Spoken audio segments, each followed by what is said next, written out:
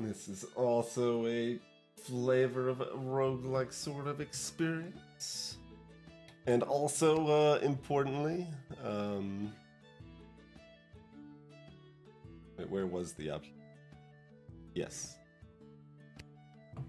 This lets you actually customize your unlocks in this one if you want to. But back-to-back games that have built-in unlock stuff are, I don't know, our campaigning is paying off, and like me and SD that are asking for this sort of stuff. So in this case, I decided to unlock everything other than the question mark tower for a first run. I don't know what any of it means, but that seems like a sufficient complexity, and we could get question mark tower for a second run. That's okay. This was my my vibe here.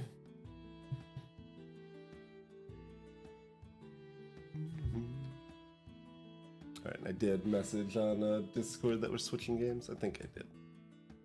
Yeah. All right. Choose your hero. Wow. We got a trading seller.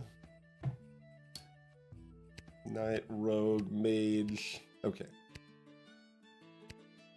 Not a huge gaggle of goobers.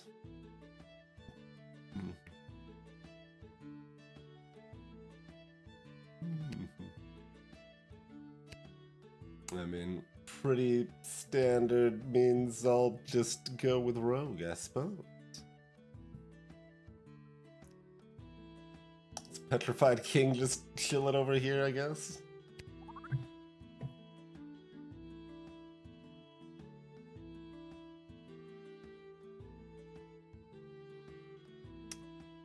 That's a lot of towers that appear to have been made available for me clicking a button, I'm guessing.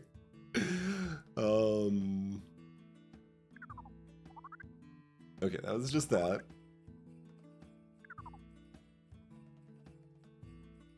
Ban cards to make them not appear in towers anymore. Reach the number of cards you can ban. Obtain mastery for as many cards as possible. Have it in your final deck when completing a tower. To get mastery. Yes. So the towers are the places we could go, and then we can choose difficulties for the towers, I'm guessing. This one's glowing. I don't actually, like, does that mean it's the default easiest, or does that mean because we hit the unlock all button it's the, like, latest hardest or whatever? And some of these have a little +1 on them. Alright, I'll just do shifted town. That's fine.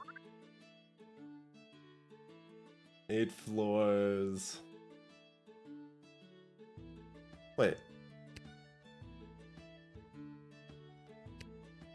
Why is there not a plus here?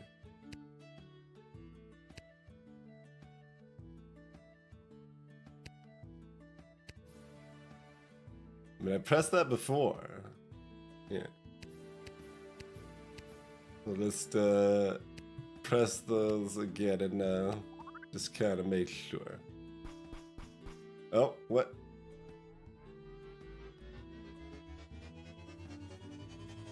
Something different is happening.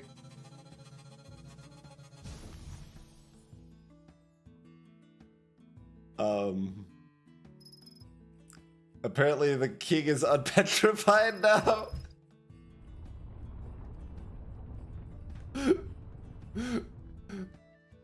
But we didn't save the kingdom because there was an evil earthquake or something. Yep. The Dark Tower.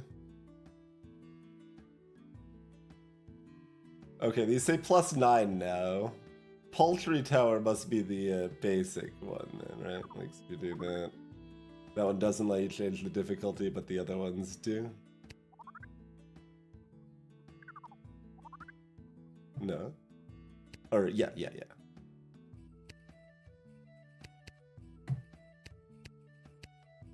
so that's changing that. Yeah. So you could customize the difficulty here on the tutorial tower, but... Alright. So in that case, anything, like maybe that's the question mark tower and it just automatically unlocked anyway when we unlocked the other tower? I don't know, but it's fine. Do we want desert, cemetery, shifting, or gathering? Is there anything, like, okay, 8 floors. 8 floors. Looks like the normal towers are probably all 8 floors. Yeah. Alright, anyone have a preference between gathering, shifting, cemetery, and desert? You can also click Hero Academy. Oh, create level. Curious. Okay.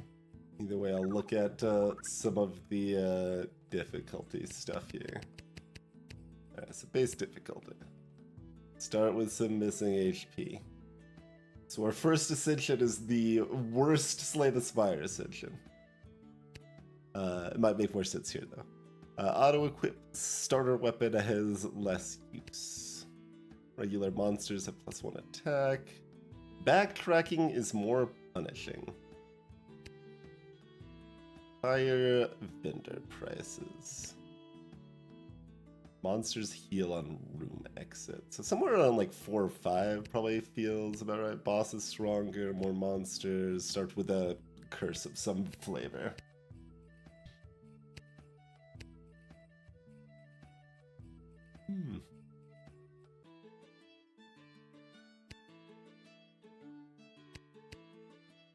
So 3, 4, 5. It's like hard to tell like if this is extra annoying for learning or if that's just fine because you know I've played roguelikes before, right? Like we had food clocks of in MIDI form.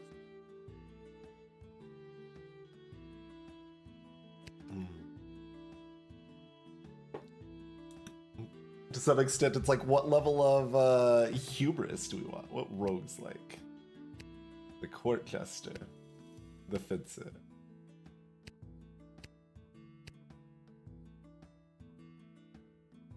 Good question. Oh, our starting deck. Our starting deck. Okay. So we'll pick one of those off of name. Maximum hubris. I don't think I want to go maximum hubris, but I could go high hubris. Hello, Smurfton. Well, yeah, it varies so much in games, right? Like, this might just mean the prices make sense, where they're like way too weirdly forgiving at lower tiers, or it might mean like this is now pretty punishing and they're kind of normal at lower tiers. That really varies game to game. 80% hubris. Sure. We'll do Ascension 5 here.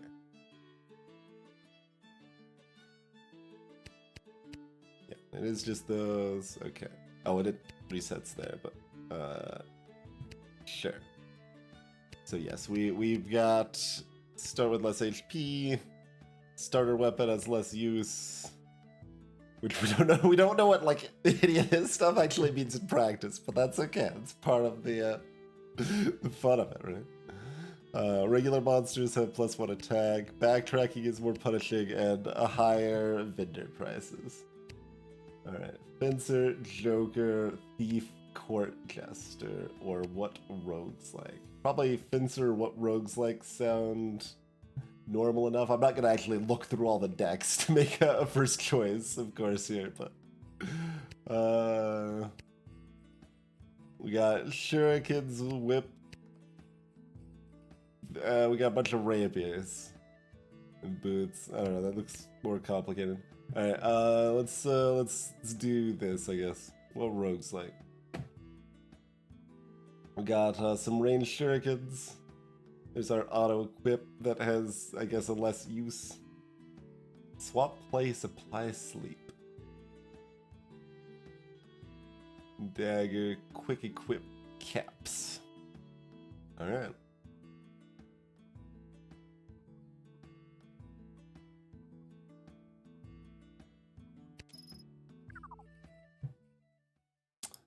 Monster deck has skeletons and mummies. Can't always defeat all monsters. When you've used up your available cards, just leave. Okie dokie.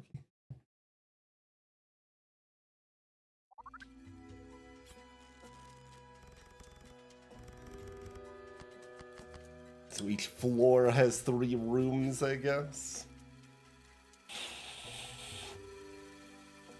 We pick up the cards in our deck other than our auto-equip.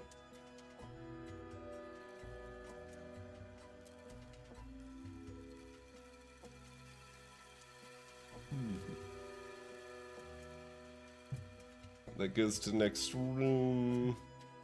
We've got enemies here.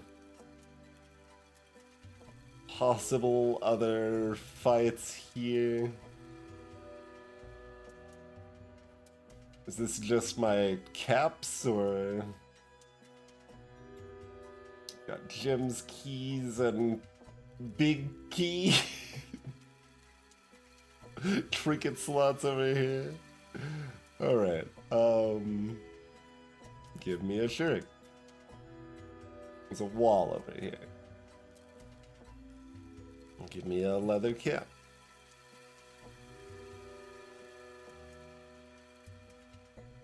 Okay, we can't move diagonally.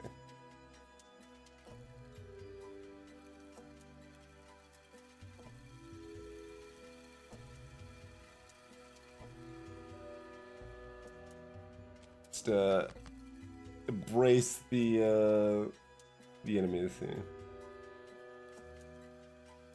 Skeletons and mummies appear to be identical.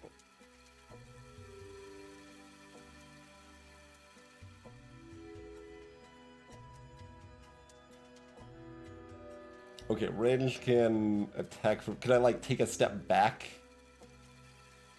Chuck shurikens at them if I wanted to? Don't know if that matters. One might attack if I attack the other one, though. Like, okay, they don't appear to be chasing me. Okay.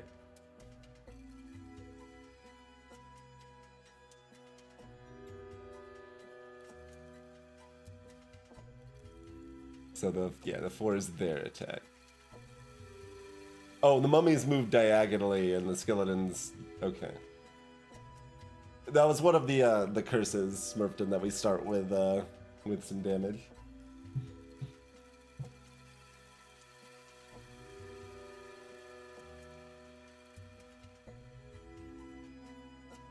Okay, we see the skeletons about to move.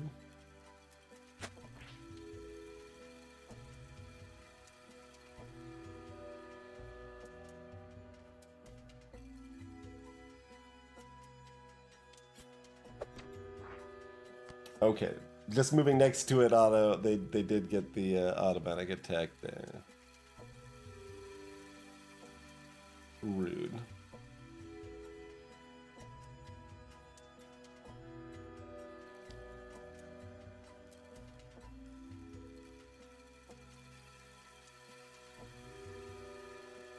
Oh, and the armor only works once, so it reduced damage by 2, but then it's gone.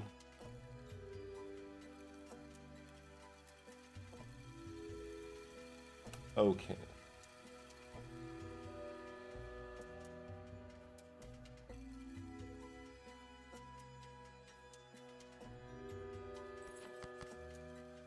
Barrel. Don't know how much I want to use up my dagger on that.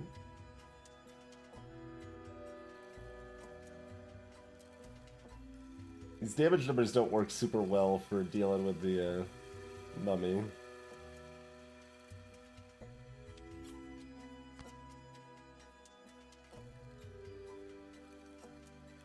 Oh, I can move diagonally now.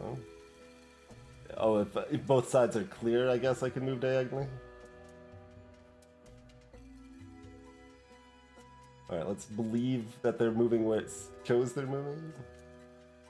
Oh, I moved and they didn't even move yet. Okay, interesting.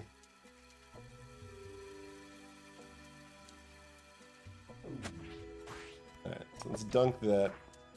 Oh no, they still attack me. I mean, I guess the mummy actually attacked me from up top, so that shouldn't be too surprising, but when they show, like, the action that they're moving to the side, I figure they were not, going to be attacking.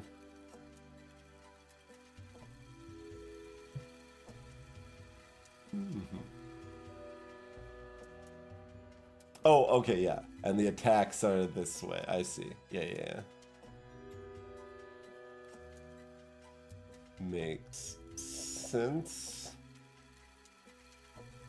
I don't know if there's any way to know if they're queued for an attack or not, though, because, like, it showed them moving, so that's what I was expecting, but...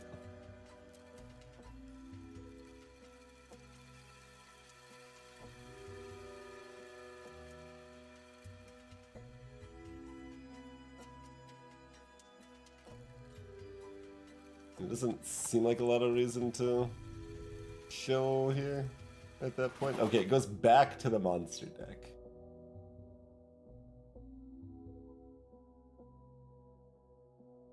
Right click for more infos. Get 20 cash money dollars. Pocketless cloak.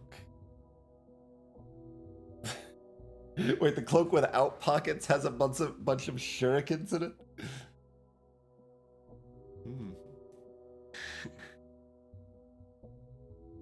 And this is not a quick equip, so you have to, like, spin a turn to actually equip the armor, probably.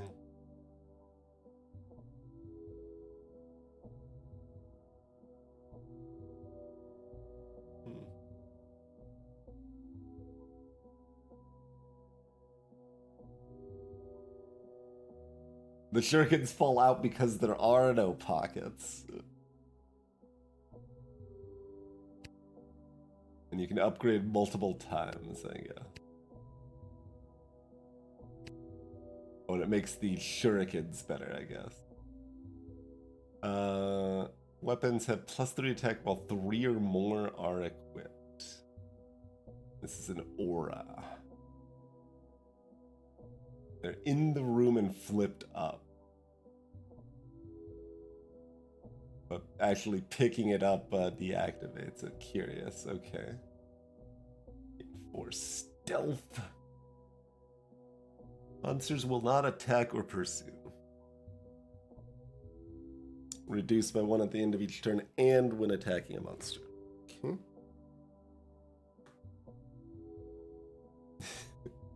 Loot.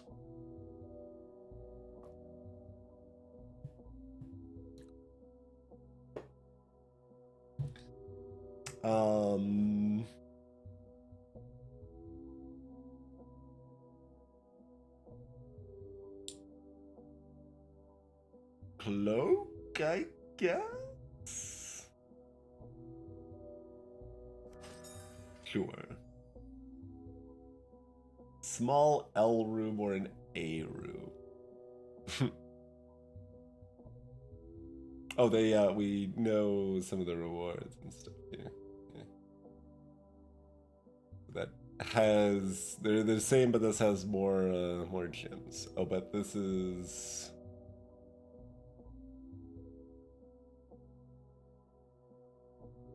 Oh, it's not the same. This is gonna have 4 monsters. This is only gonna have 3 monsters played. And we'll have more of my deck played out here and less of it played out here. Okay.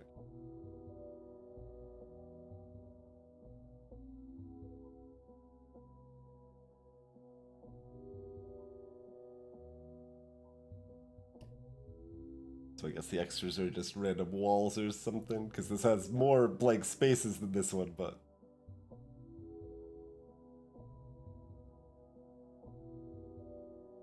No, that still adds up, right? Yeah, because one extra loot card, one extra monster, one fewer blank space, that still means one less hero deck card. So that makes sense. So I guess one card from the deck won't be played. Although it's using the same symbology here, like I'm curious if that means one card... Well, we know that there's 6 and it's playing 4. I don't know. It still has a counter of monsters left to defeat. Do you still theoretically want to fight them? I don't.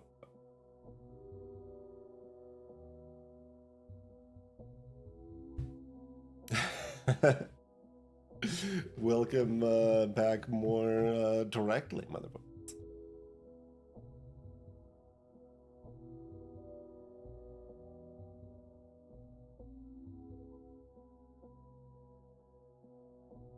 Yeah, I mean, I already struggled with 2 monsters, so I guess I'm gonna go here. Let's do this a little bit better this time, maybe.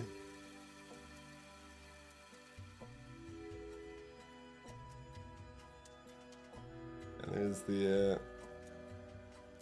So you can just pick up all this stuff, but like ordering can matter for how we actually apply it.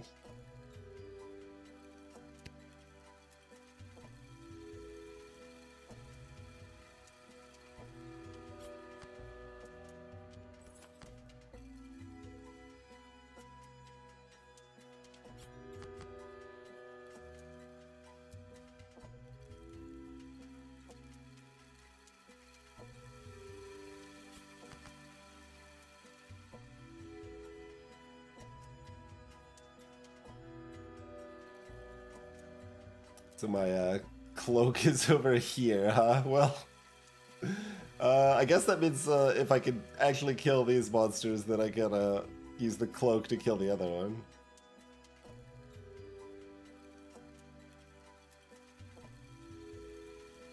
So what if I just go ahead and move down here?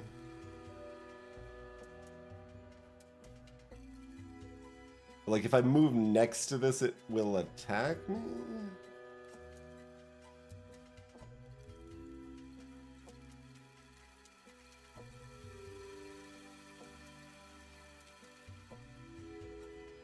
But if I like chill, it'll eventually move down here or something, right?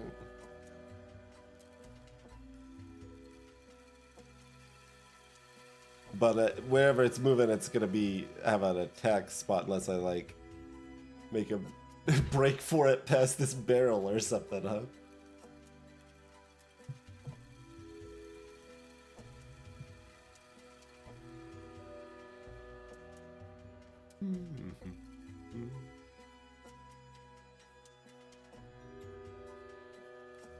So, I mean, I could... Yeah, I guess we do like this.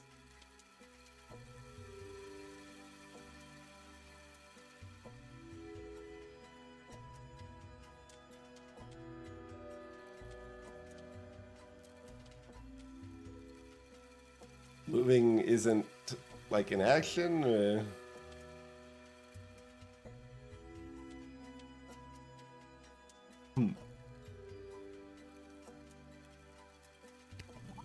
The undo goes back there. Okay.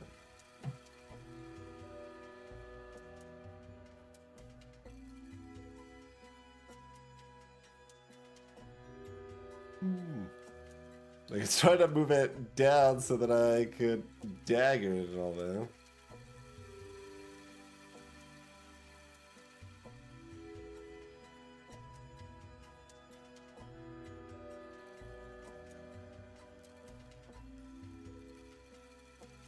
Yeah, Mummy can only move diagonally, but I was trying to get it to move, and it doesn't move just from me moving.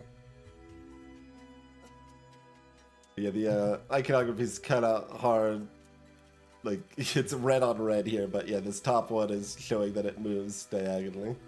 And the bottom one showing that it attacks orthogonally.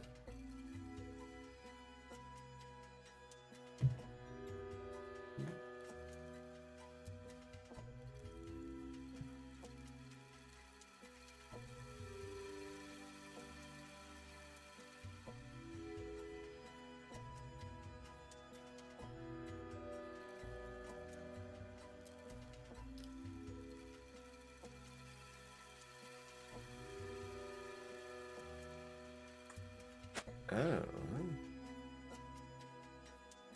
This eats the dagger to attack through the barrel.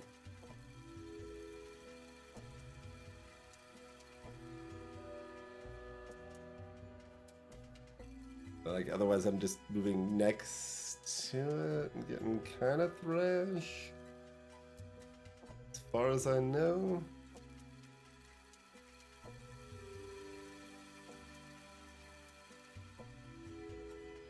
But I could try moving back to it, next to it before it has a move action and see if it hits me there, just to try to learn differences there.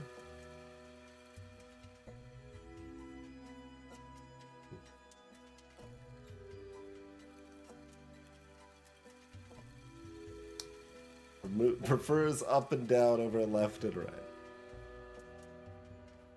What? What does that mean diagonally?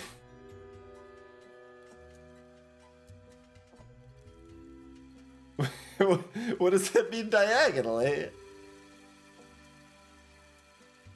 I mean, it doesn't matter right now, but no, I think these are separate. Well, there's like kind of a plus here, so I'm not sure. But I think each side is a stack, and only the top one is applicable currently, as far as I know. Which could absolutely be wrong, but that was my vibe. My estimate.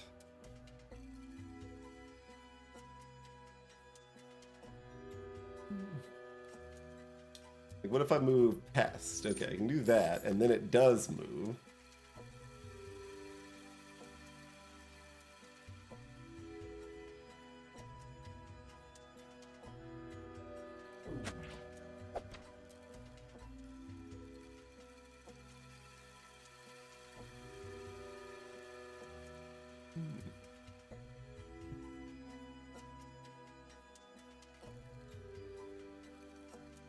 Alright, sorta doing things.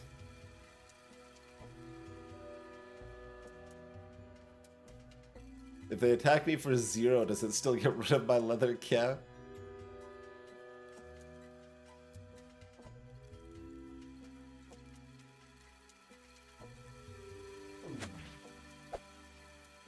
No, good.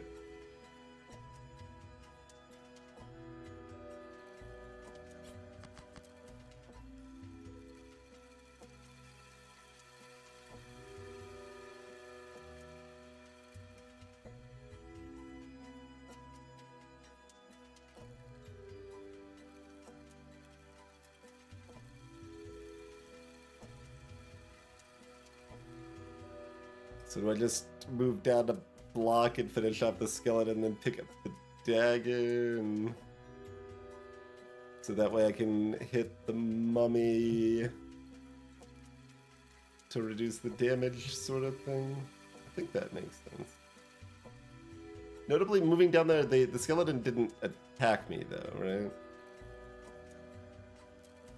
Oh, the first one was attacked because I picked up a card. I think just moving around doesn't cause anything to attack. I'm gonna just kind of verify. Yeah, like, okay. Moving's free as long as you're not moving into something.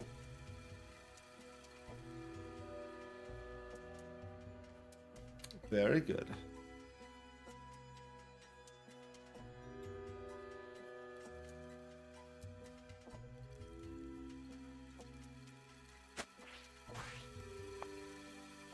And then they tried to move and couldn't.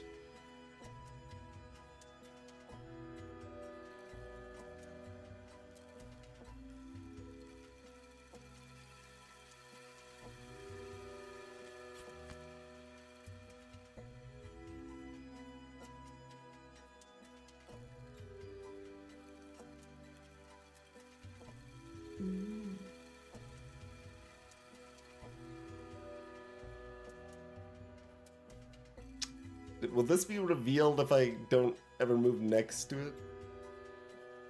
Because I need to, like, make it follow me away from the cloak so I can pick up the cloak and then use the cloak to make enough shurikens to kill the last skeleton is my plan here.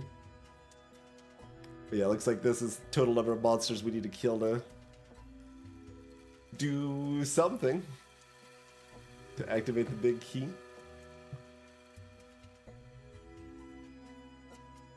It was revealed when I had a path to it. Yeah, so it probably will be able to chase after me. Oh, and the movement's free. I'll have to, like, attack a barrel, though, or something? That's fine. We got the whip. That probably all works.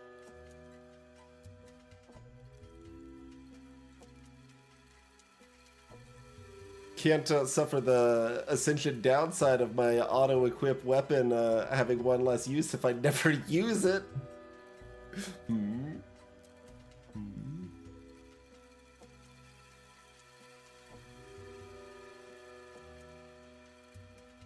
And so I could pick up the shuriken and use both to kill the mummy and keep the leather cap.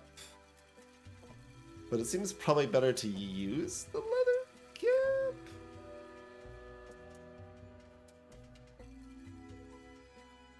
Plus the dagger.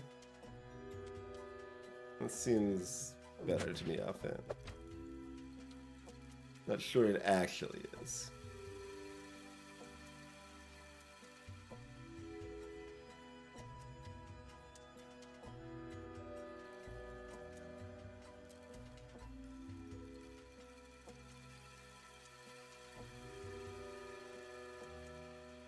Let's do that for right now.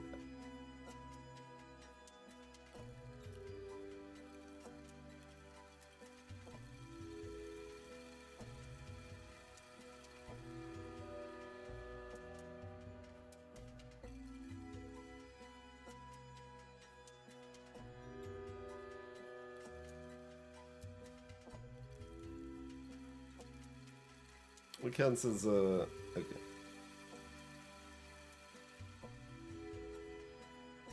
Assumedly, it only places shurikens where there's room.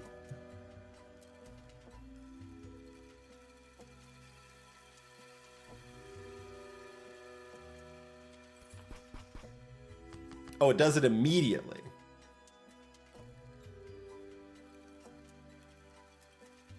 I should have seen what quick equip meant then. Okay, if I move on to the card, the monsters don't get an action. Okay. Since we only had quick equip to start, I assumed that, like, we had to spend, like, an extra action to equip this, but no, okay, okay. That all makes sense. Although this is kind of worse, but probably still okay.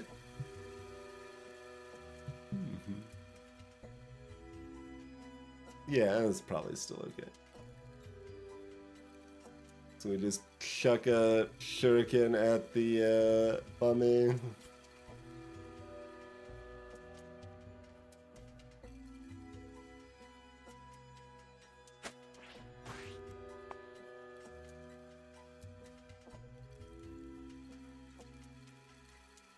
I don't have actually. I can always use the whip though.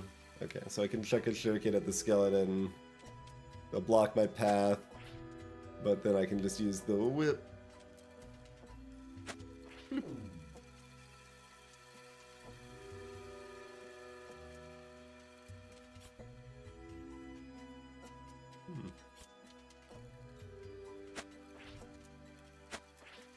Okay. We can swap places with this barrel. Okay.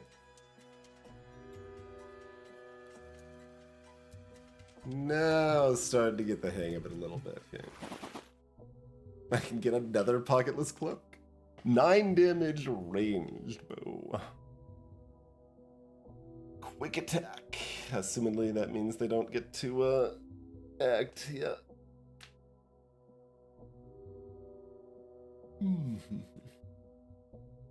High 5 poison and trigger poison. Which normally wouldn't happen because end of turn effects are not to have. Yeah, okay.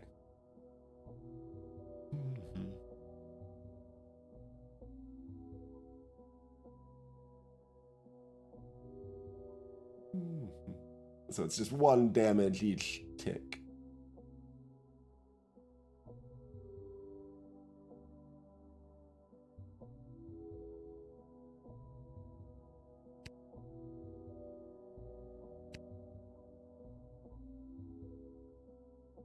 Eight poison instead of 5.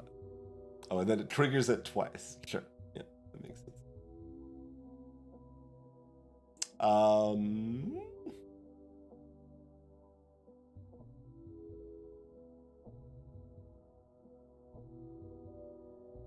9 is a lot.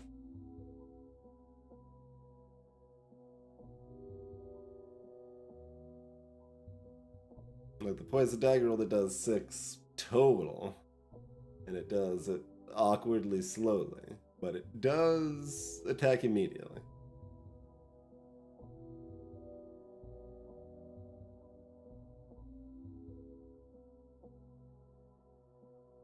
Don't know how often like, I mean, I guess the poison dagger, theoretically, you'd be building towards more poison synergy, and then, like, oh, this activates poison on everybody, and things, etc., right? That said, there might be some more range synergy, too.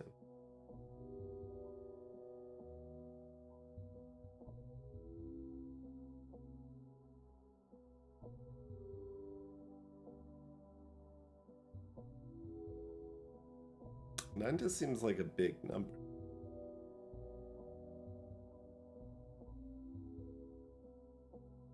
So it's basically like, how important is the quick attack utility and the theoretical poison synergy? Big number. Big number is bigger. Okay, both have a small key, both have a winged door and a backtrack. Okay, so the backtrack thing is maybe if you don't kill enough monsters, you have to go back and like that causes damage or costs money or etc. That potentially makes sense.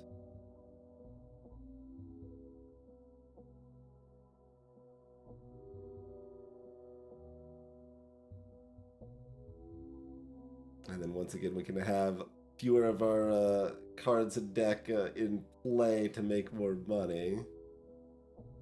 But since I beefed the first room and we don't have the monster wiggle room, I just need all of my cards to make sure I can kill the monsters safely.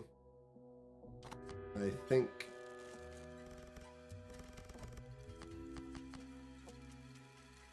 Okay.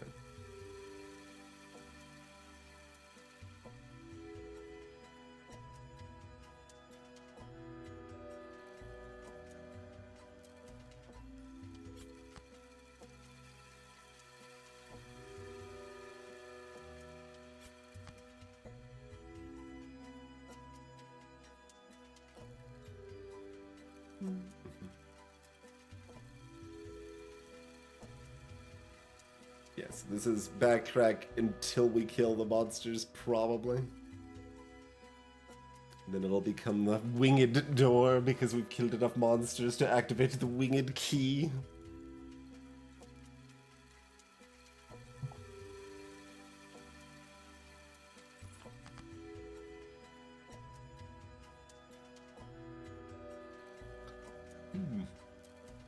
Greetings, Adam.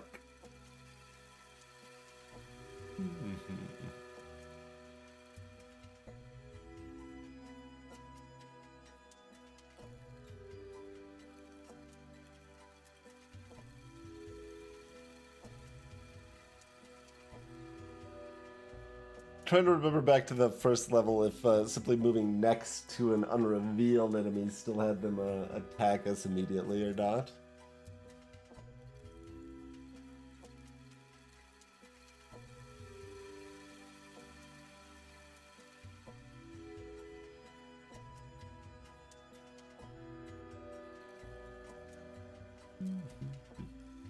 dandy-like.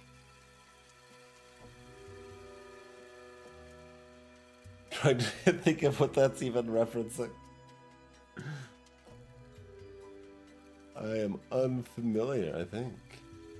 Dandy Dungeon.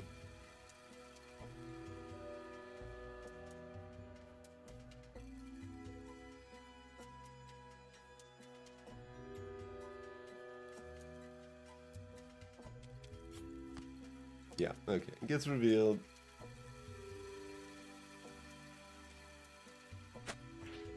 So this is all fine.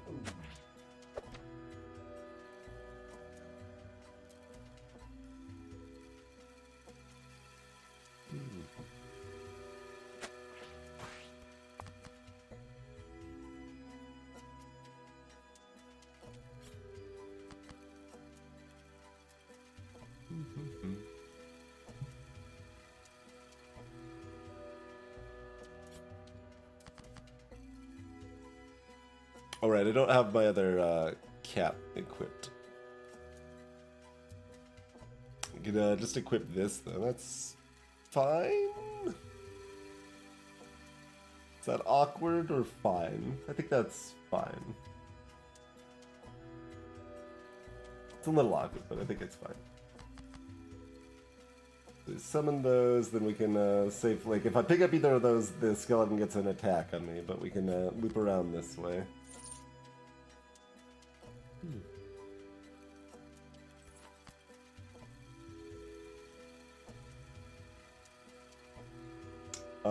Although that's no, I can pick up the dagger here to advance, or to happen enough to kill this mummy without using the bow. Although then the bow is gonna kill a barrel. Yeah, I do actually have to zap one of these barrels not to waste the bow after all, don't I?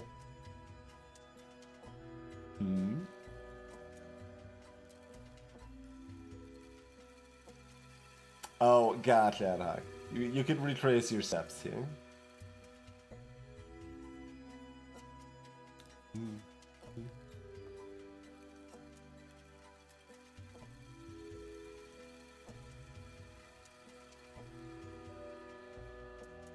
Skeleton hasn't been hit yet. Yeah, so I think we just need to like chuck a shuriken at one of these barrels.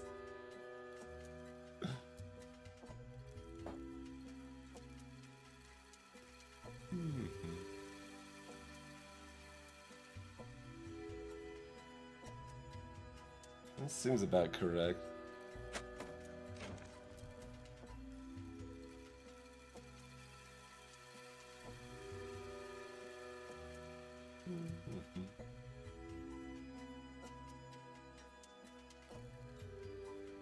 So, yeah. This is fun.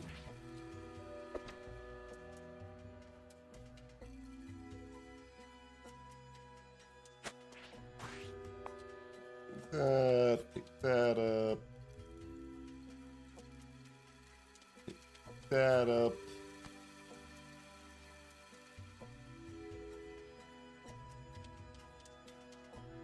Reduce their attack. Use my armor.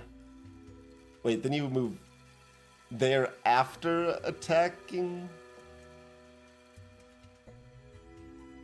Is that a problem? I did not think they attacked and moved at the same time. But as far as the move goes, Zadok, I mean, we are currently staying at a friend's place. There's even a similar board on the wall behind you. But we are going to continue looking for something more permanent. And this is where we are for now, and I'll stream some from here while I can.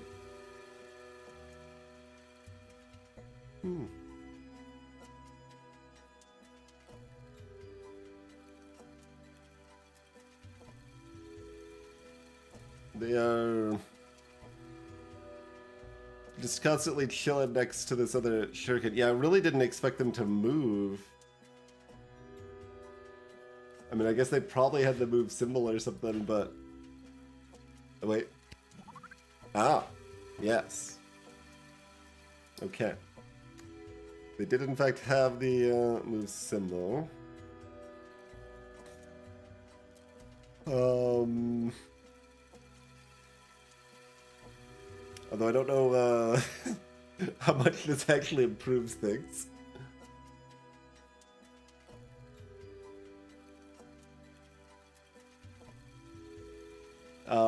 I've been saying Karam, Mark Vegas, but that's certainly possible that's wrong or what have you.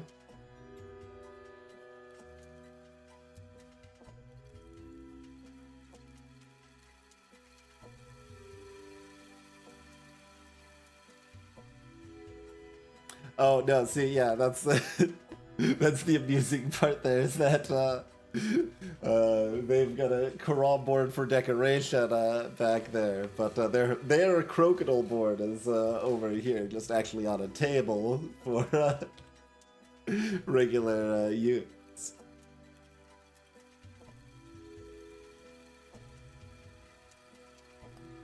But that's how I've been pronouncing crocodile.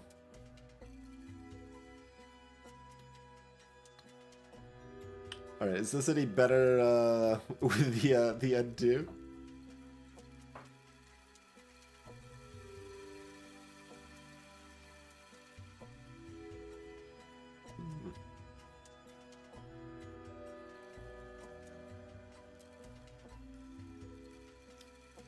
Like, I don't really see attacking any of these barrels likely to be helpful at all.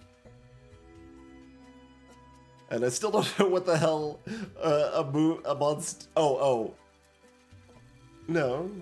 Yeah, no, that still doesn't make sense, right? A monster that moves diagonal that prefers moving up/down over left/right. Like, that doesn't. That doesn't make sense, does it?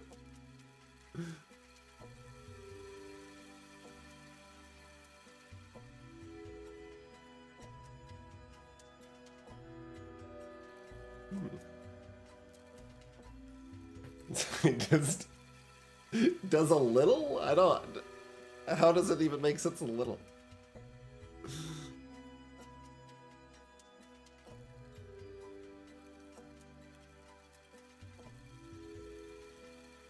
Oh, towards your hero. Yeah, I was kind of reading it as a separate thing. So it's towards your hero. If it is choosing. Does that still actually mean anything though?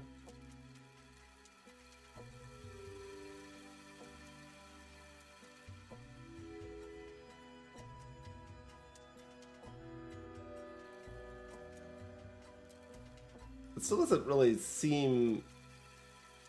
It can only move diagonally.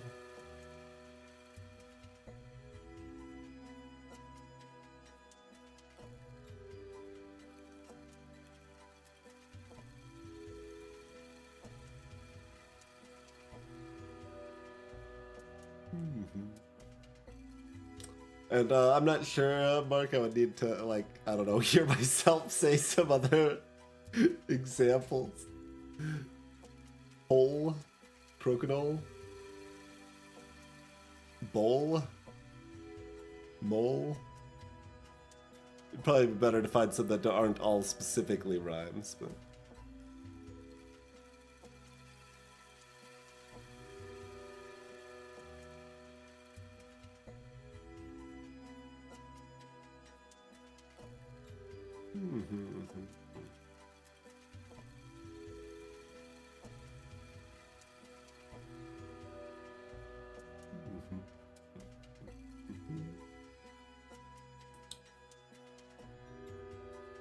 Broken no?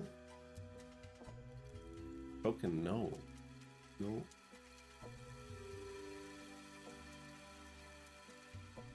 Broken no. I don't think I've ever heard anyone say that. Like, I mean, I haven't, you know, talked to many Canadians, I suppose, in terms of more of its origins there, but Like, I've heard a pretty good number of people say it, and I think they've all pronounced the L.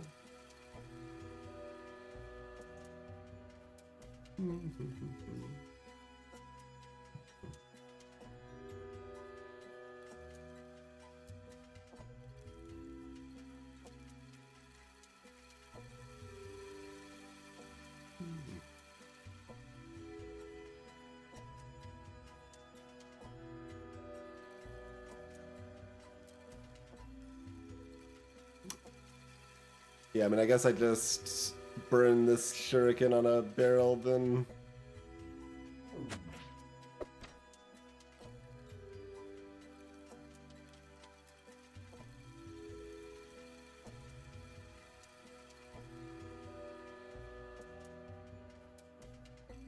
No, if I attack from the right, it'll still... Well, as far as I know, it won't, but I can just check to verify. Yeah, it still moves there. Okay. Oh, it blocks its next move, though. Which is not actually relevant particularly, but interesting.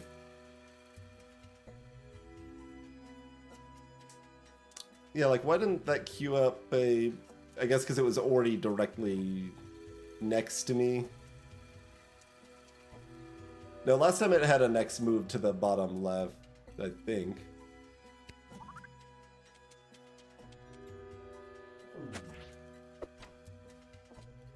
Yeah.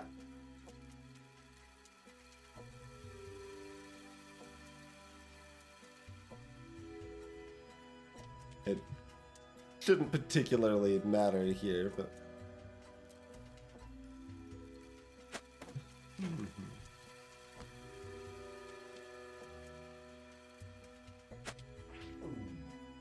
Swapperino. Attack at distance. Swapperino, do a Swapperino. That'll work.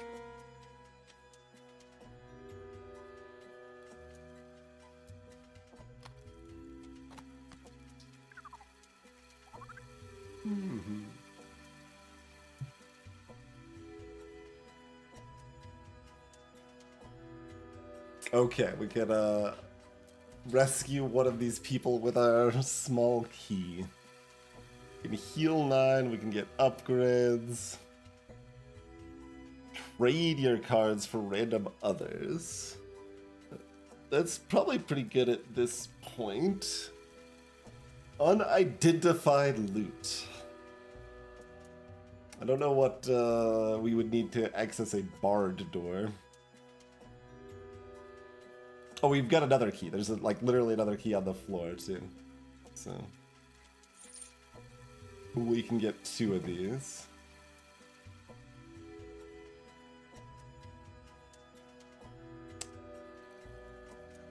Contraptions are neutral cards that can be interacted with and get removed after that.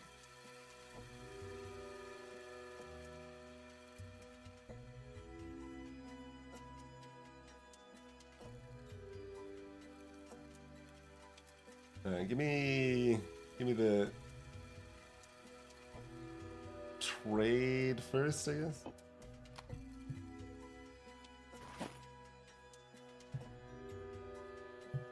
Oh, then, well, we get 1 free trade. Get rid of a shuriken.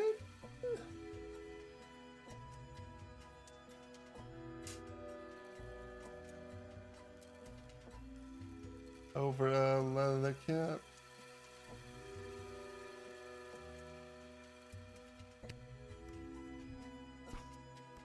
A pushing bow. 3 damage, range, push for 3 before damage. Okay.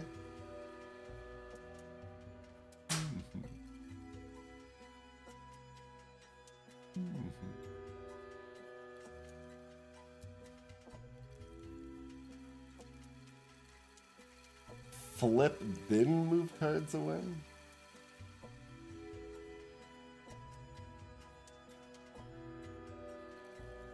That card gets flipped. And it takes damage and also gets pushed. If it hits the edge, it takes damage equal to the floor number and retreats, so there can be damaged enemies that then get cycled back in the deck and come back damaged. Cute. Oh. I think one of the ascensions was that enemies, like, in that situation get healed for 3 or something if they get back in the deck. One of the ones we didn't take, one of the higher ascension. Yeah, so you can be poly and Potionomics at high.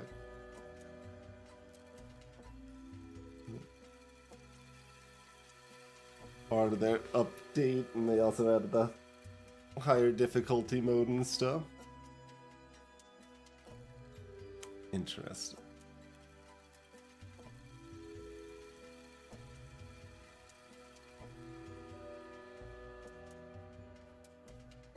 I guess I just don't know what the flip means to begin with, but we'll find out probably.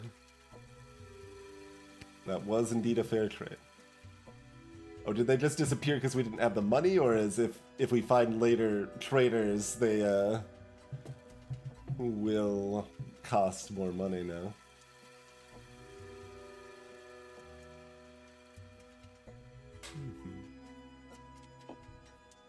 Oh, okay. Barn door just gets up. Very good. Quick dagger, sleep dagger.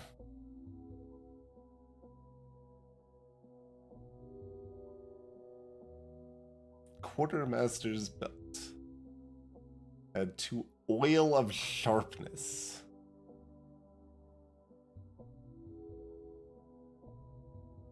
That in... No, that's potion.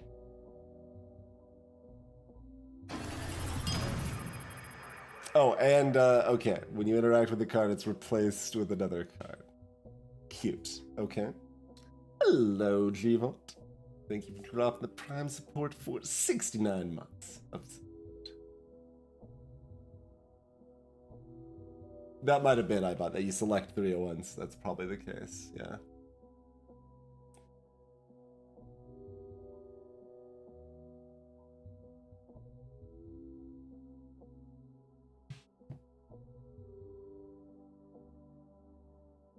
I mean, so far, most of the time our stuff's been... Like, adding 2 things to our deck wouldn't matter for my current understanding of everything we've done so far. Which has not been much, to be fair. But, interesting. Our daggers are pretty good.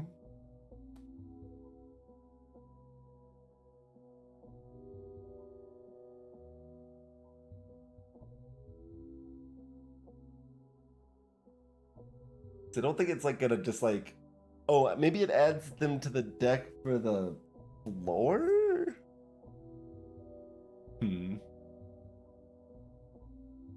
Not sure.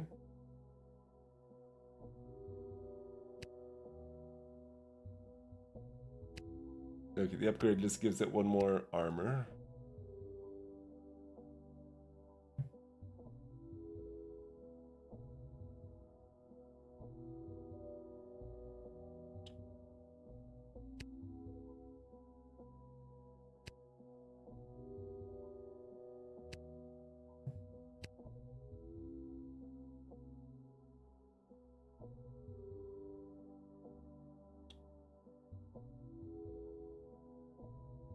So the quick dagger means nothing moves.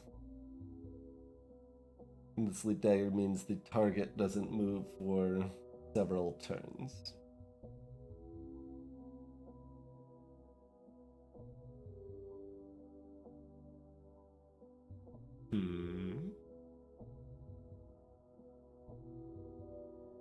Definitely pretty similar. Like, sleep dagger is just, well, almost always better against one enemy.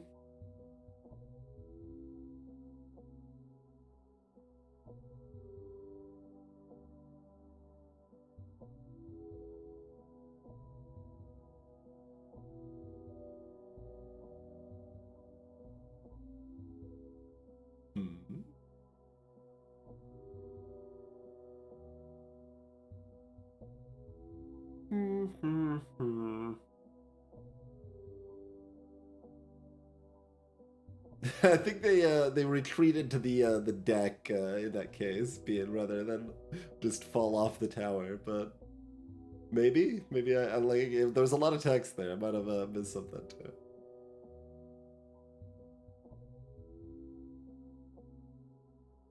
The quick dagger is just more straightforward. Always good. Sleep is. Like I'm picturing like mini bosses that are gonna be immune to sleep or some garbage, and I'm like, maybe we want quick dagger in these theoretical situations we don't know about. But as a baseline, sleep dagger is better.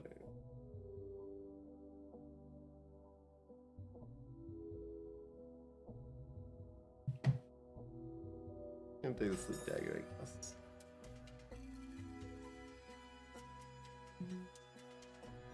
Alright, do we want to heal back up or upgrade some cards? We'll probably get like one free upgrade and we can't afford to do more. Like the fact we don't have money might be an incentive to just get the healing here, but the better my cards are, the less I need to push for 5. Oh, that can't be updated.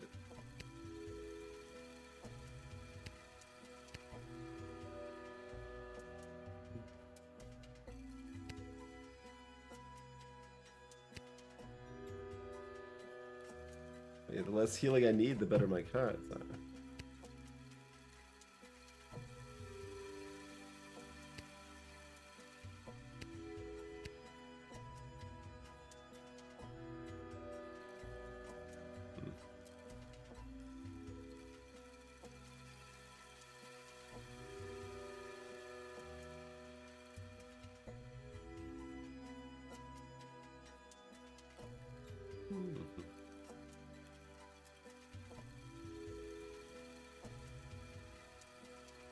A lot of times there'll be like walls and stuff and it won't be able to, or like a barrel, so it won't be able to push them to the edge necessarily. The edge hit damage is based on the floor number, but the initial push into another card is based on the push value, yeah.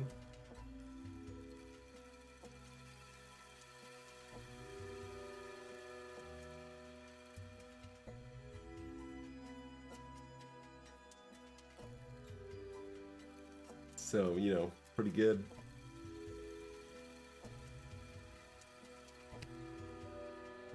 So, yeah, we're either trying to upgrade the push bow or just healing for 9, because we could probably only upgrade one thing. So I don't know if that means it's more efficient to wait. Nah. Who needs to ever take damage again? 60 for the next. Okay, well, even if we, yeah.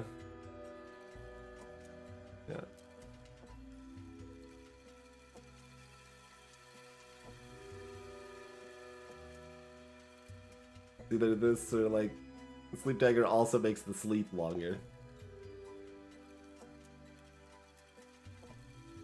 Somebody just going to snooze town. Whip just has one more use.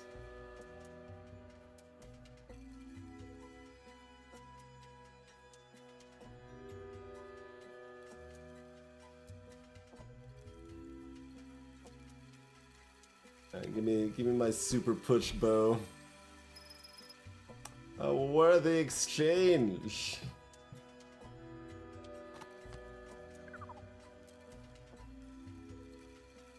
Alright, we got skeletons One archer, two magma element, or excuse me, four magma elementals and four were rats. So I'm just gonna dub those enemies.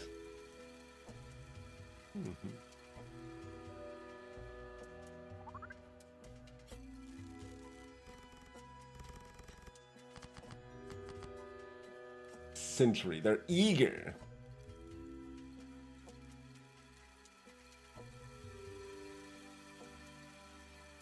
They have 2 armor. And they don't move, I guess?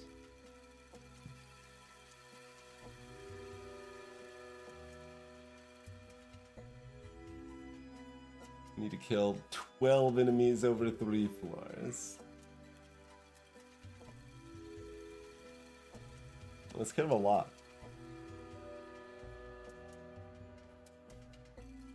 Oh, gotcha, Bid. Yeah, that, yeah. That does make sense. They fall off the tower at the edge because the damage is equal to the floor number. Sure, yeah, no, I'd buy that.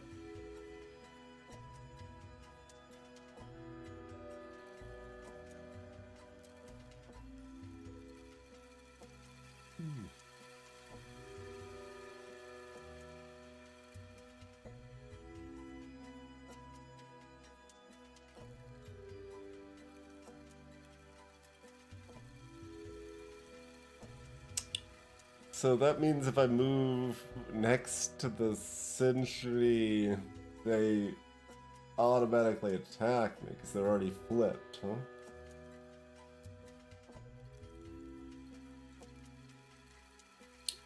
Unless, like, this leather, there's like a leather cap here, then we could quick equip or something.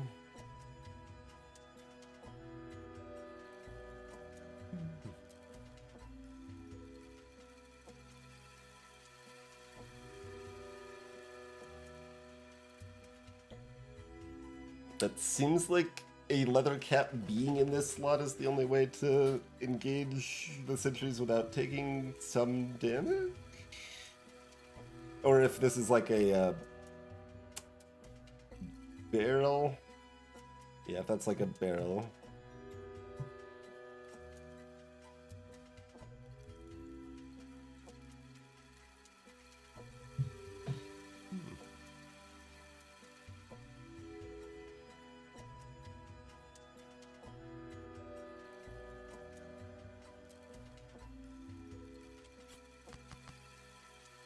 Oh, it's a pillar. It's a barrel, but one that I have to do more damage to. This is a leather cap, though.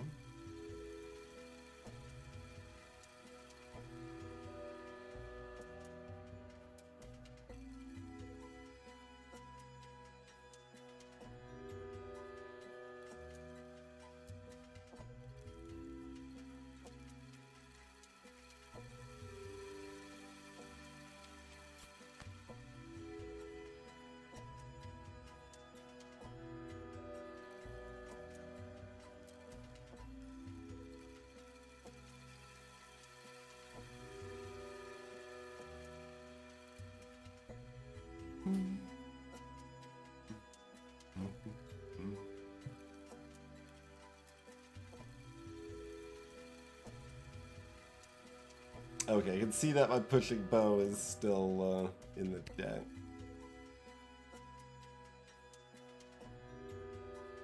So we won't be able to set up pushing the sentry into this sentry and it being great.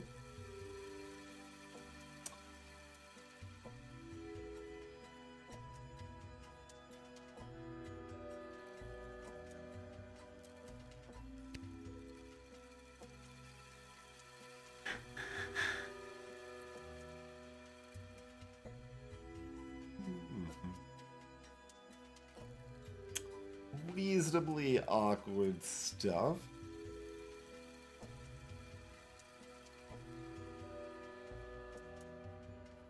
Does their armor go away or not?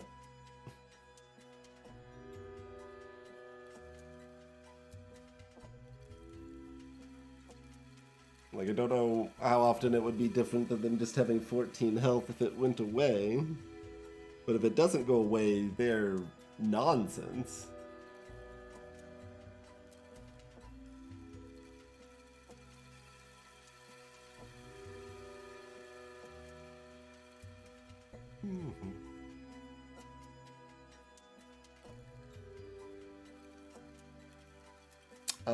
In my current situation, there's probably not a reason not to just take the cabs.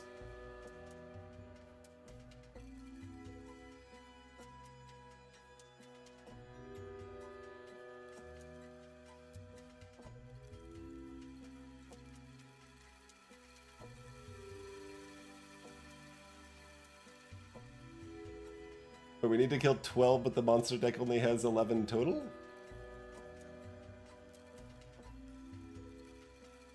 No, it has 12 total. It has 12 total. Okay.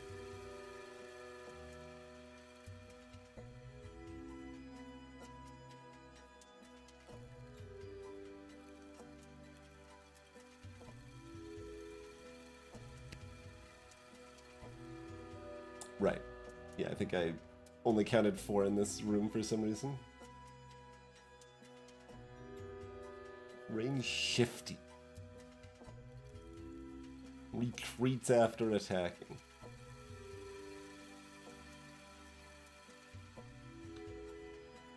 And applies poison.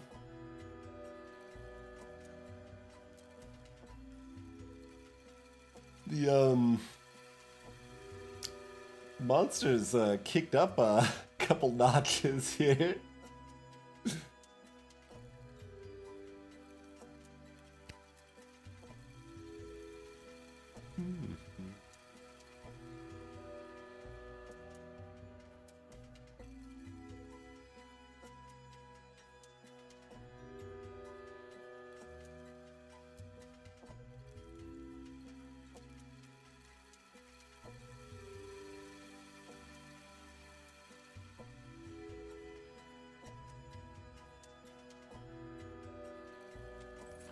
I should be able to undo this, right? Okay. The armor is 1 time. So they just have 14 health. There's probably some interactions with ignoring armor, what have you, but...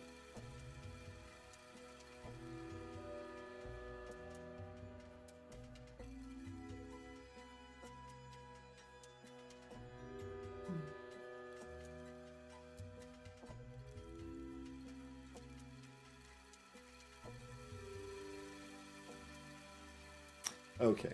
Keep in mind, I don't have to kill them right now. They can get shuffled back in the deck and what have you.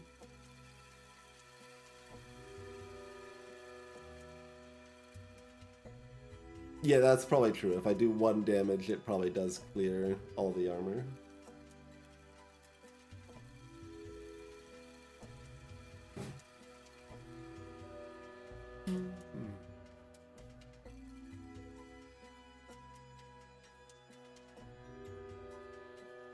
We know the other slots are pack rats, and those are gonna summon other things in this spot.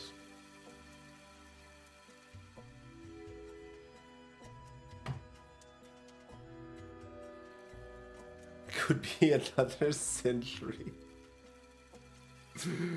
Oh no.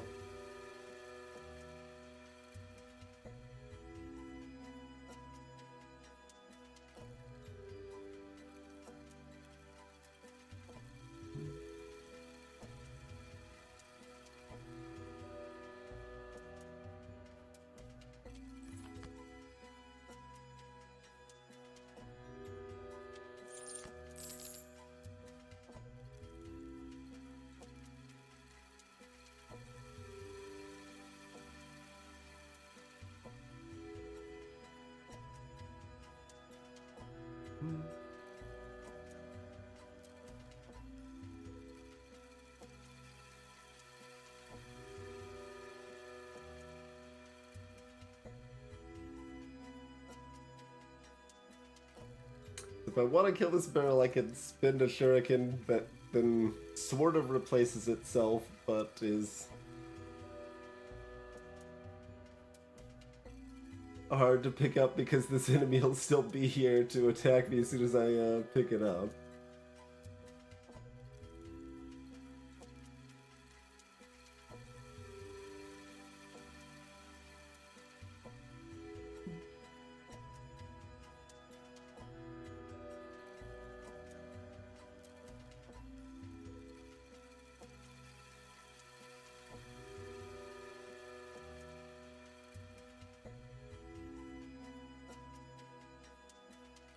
Assumedly I could still swap with a pillar.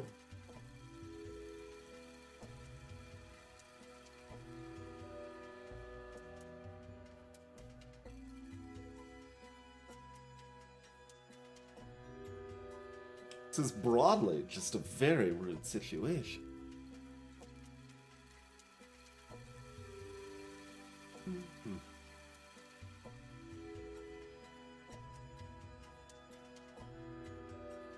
Oh god, yeah, right, there's this sentry up here too, so even if I kill this one and get to here...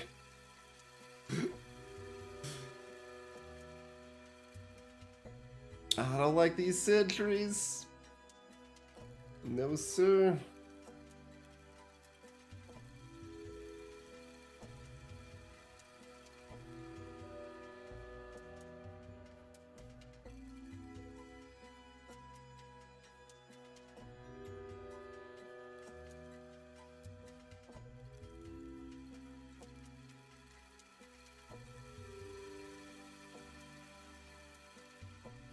We've got a bow and what else on the floor?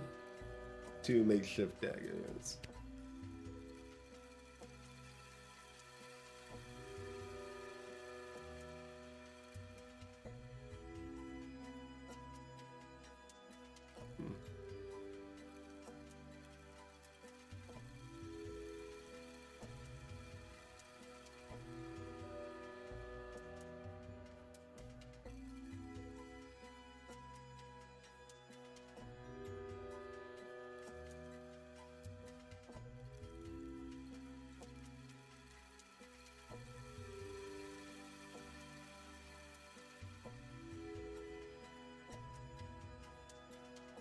So I'm like sort of leaning towards, like, we get the shurikens, we kill this sentry, pick up the sleep dagger, and we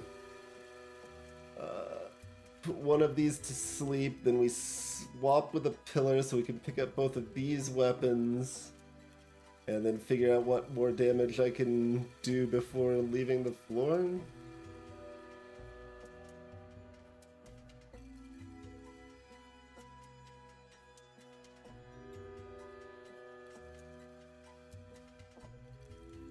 Pack rats are like a 3 attack? Yeah.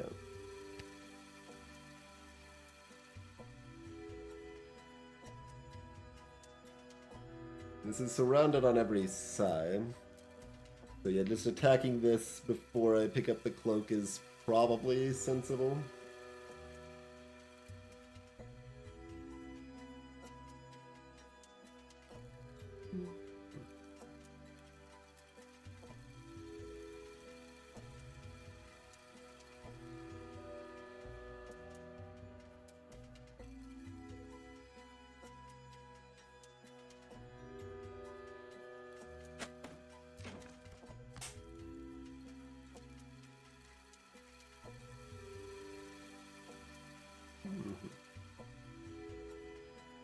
Oh yeah, I could chuck the shurikens first and then use the whip, actually. Because if I'm well, either one I'm attacking, I can throw the shurikens first and expose the whip. Oh, if I sleep dagger this pack rat, then oh, it's also possible the armor comes back when they spawn later after taking damage too. We might find that out.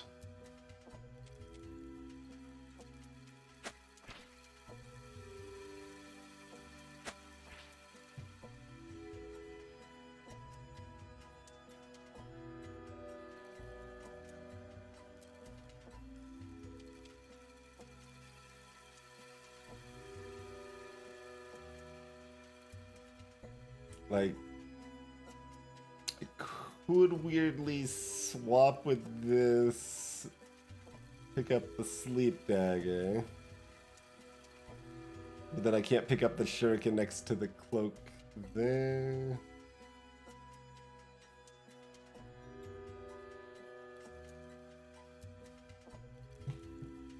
Ordering is hard.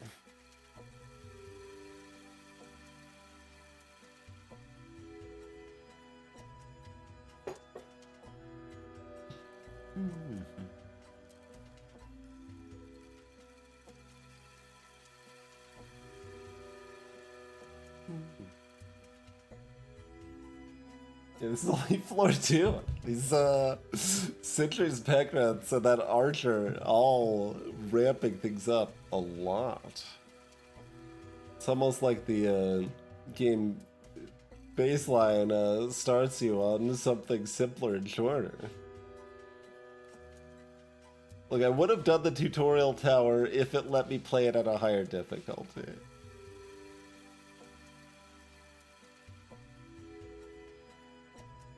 We just stick with this play. Like, there's cooler stuff I could do with the whip, but like, it's really hard to kind of, I don't know, picture that whole decision space, I guess.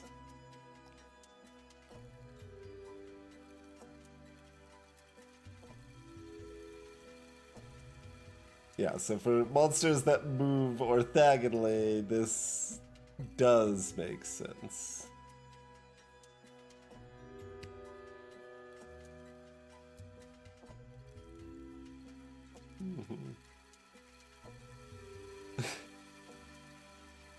You heard me, Mezzo. I can unlock everything to start. But the easy tower only lets you play it on the base difficulty.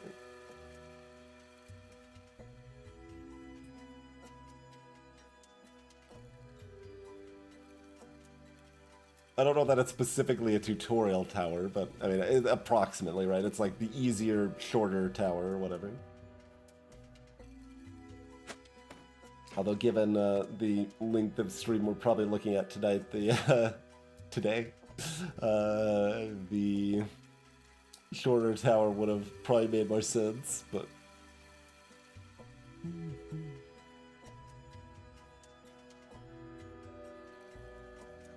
It's like I kind of want to like rampage through all that. It's kind of interesting, but probably just go ahead and do this.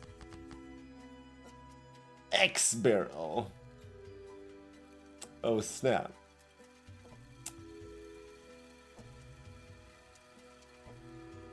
It's weird that like there's just always an undo rather than it being like undo back to known or unknown information or whatever, right?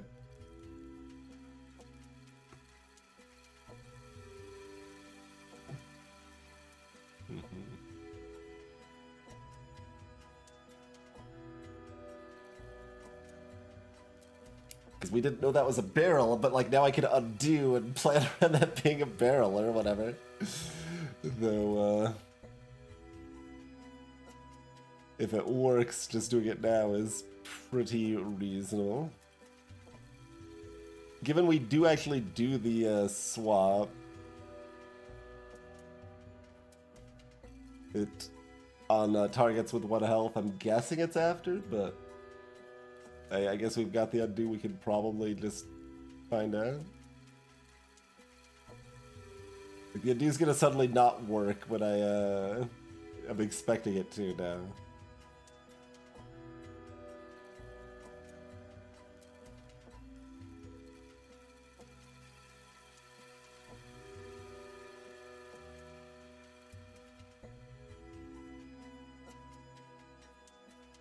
Just seeing if I can move one of the sentries over.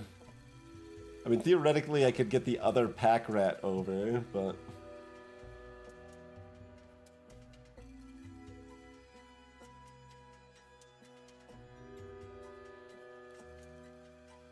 I don't think I've got the free actions to get them moving over enough, though. No, probably not.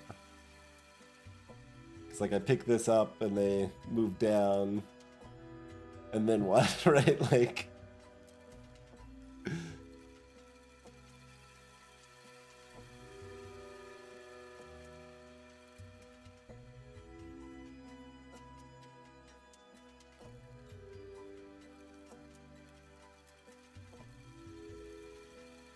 it's very interesting because that's a lot of damage that we want to take advantage of. But if I'm clearing the barrel anyway, I no longer really need to kill the pillar. It's probably still slightly helpful, maybe. And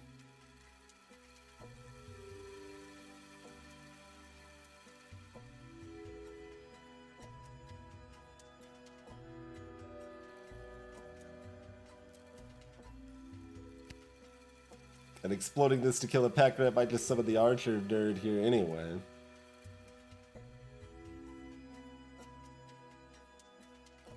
And we're probably more inclined to pick up the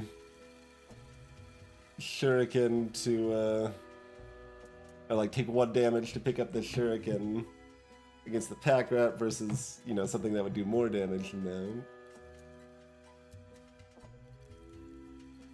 Although some of them we can get to move away and then pick up the shuriken without taking any damage. Decision space is pretty broad here.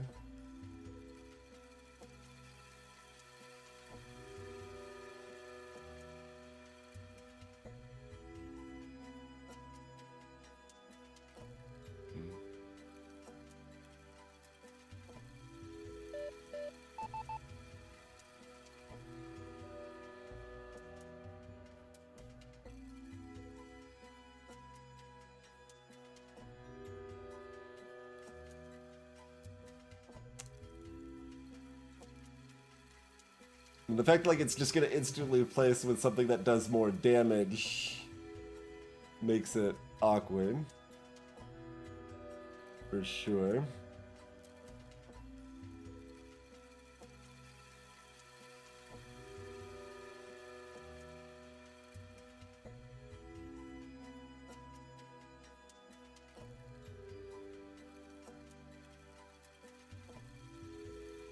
I mean, okay, we've got the undo probably. Let's just make sure this works how we expect it to. Okay. Oh, it goes...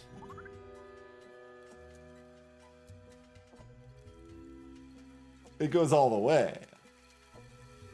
Oh. Huh.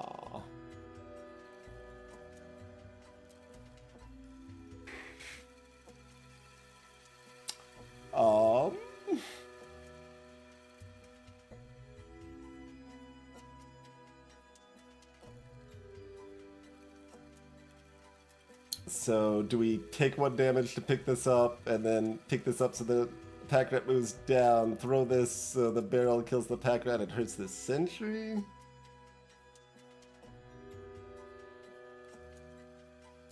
But then whatever is summoned, if it's the archer, then I can't pick up the shuriken to finish this off. It's usually not the archer. Mm-hmm.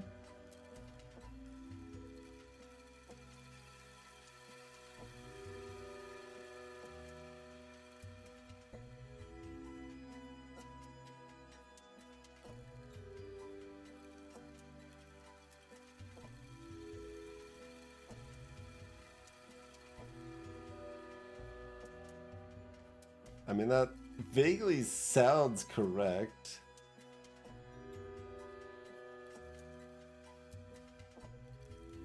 I mean, we block for 2, the archer does 3 plus 2 poison. So if the archer hits us and we don't immediately leave the floor, we take 5, or 3 rather.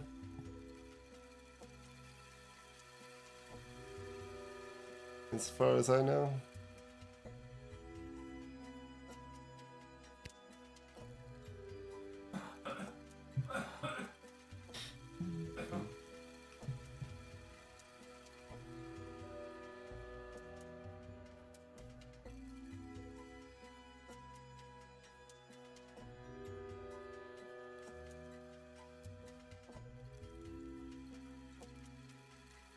Alright, well, let's just... Nope, it isn't based on the cards. I thought I saw an example of it being based on the individual cards.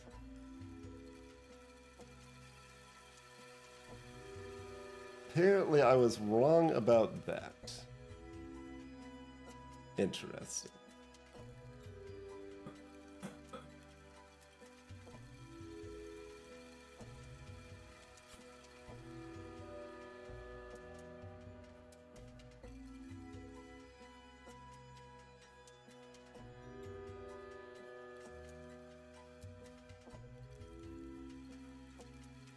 I mean, I can do...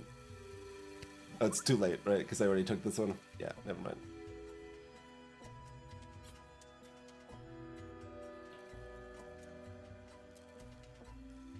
Alright, so in that case, we're just doing this.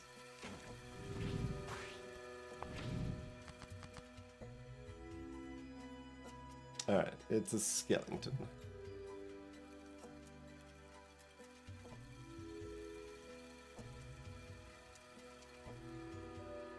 And our bow is there, so the other two are daggers.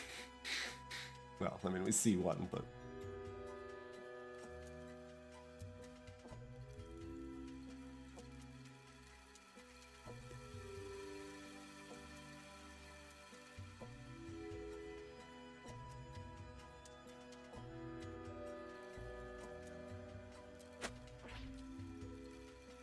Okay, so here it's preferring to go up. It still needs to go up to reach me.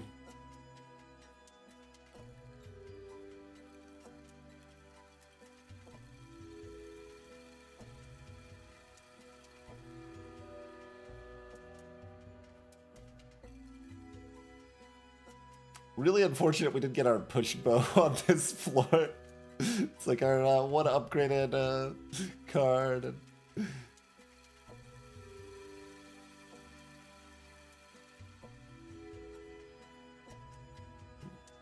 So I think I kill this, pick up the sleep dagger.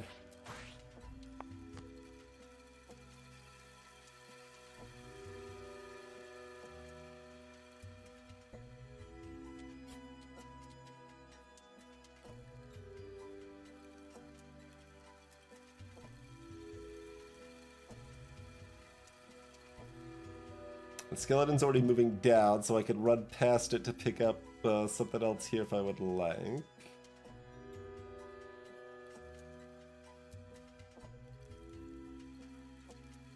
Like, I could shoot this sentry for 9.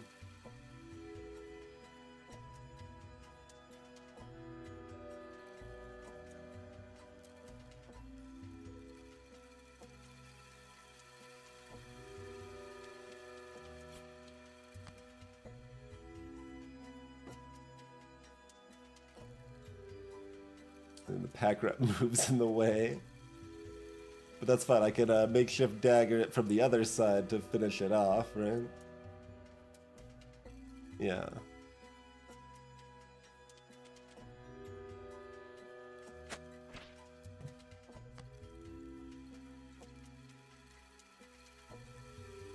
And the pack rat will be set to move left.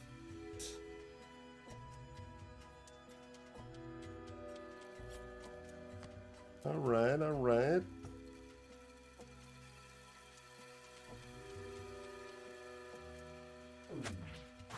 Barrels opened up the opportunities quite a bit.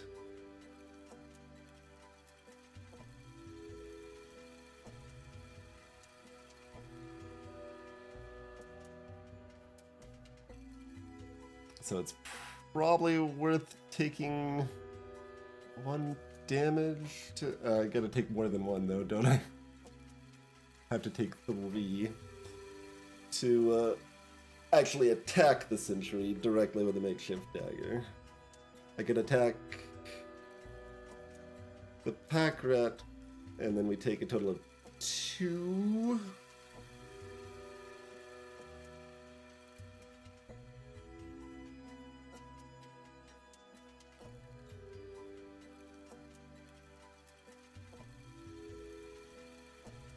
And And then we finish off the sentry with Sleep Dagger Whip?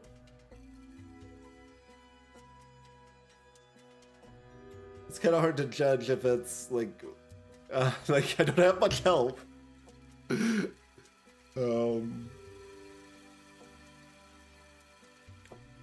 But we can do 2 damage or something.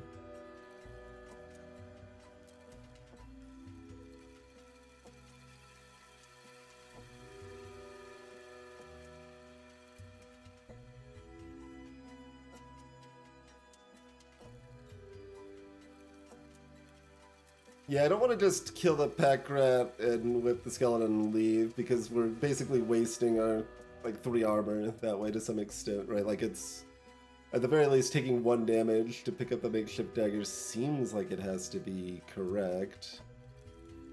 Because, like, I could kill the skeleton, right, if I wanted to. I could stab the skeleton with the sleep dagger, pick up the makeshift dagger to take 1 damage, and stab the skeleton for 5 that way. Which is maybe what we actually want to do.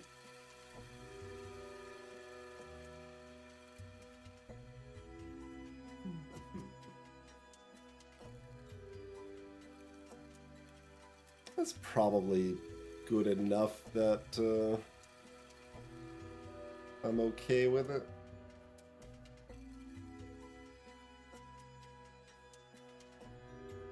Although killing the sentry is nicer. But not. We don't really have the tools for it now.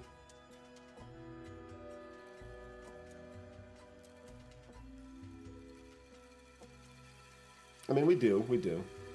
It just means we take more damage.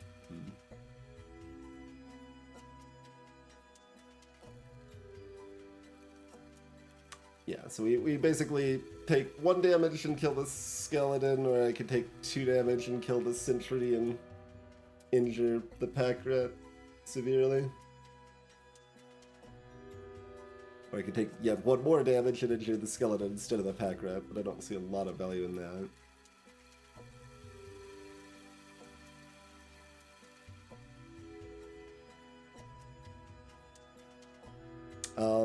So part of the problem with the sentries is that there were like all of them all at once. Let's see, we've got 1 other sentry. So I'm just like trying to not overstate how much of a problem the sentry is as far as prioritizing killing it goes, right?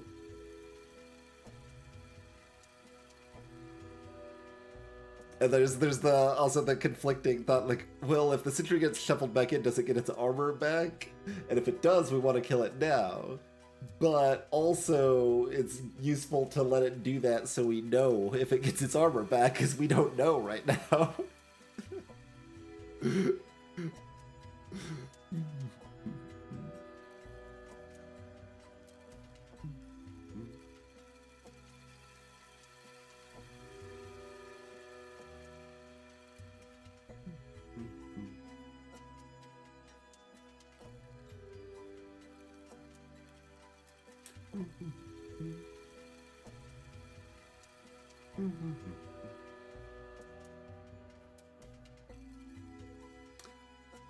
So pretty close. I like both lines. I guess I'll do the take 1 damage line if it seems okay, and that, you know, provides learning.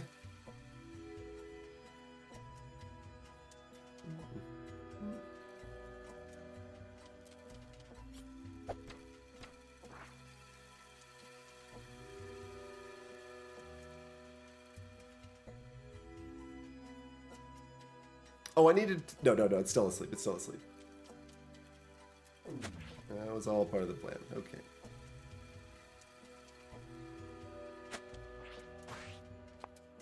And then we... Our damage numbers don't make either of these terrible... 5 is a more useful number than 7 is, probably. We'll bring you to 5. And then book it out of here.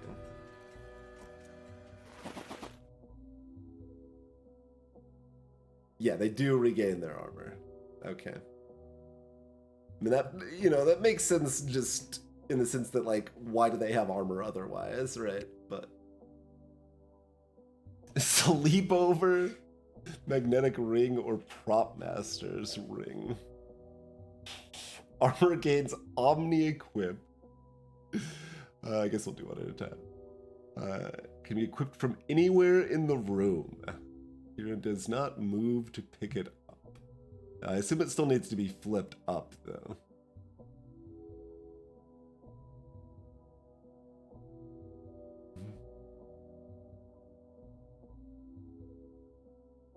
Sleepover. When a monster's pushed for X, apply sleep to it. Taking props does not reduce your weapon's use counter.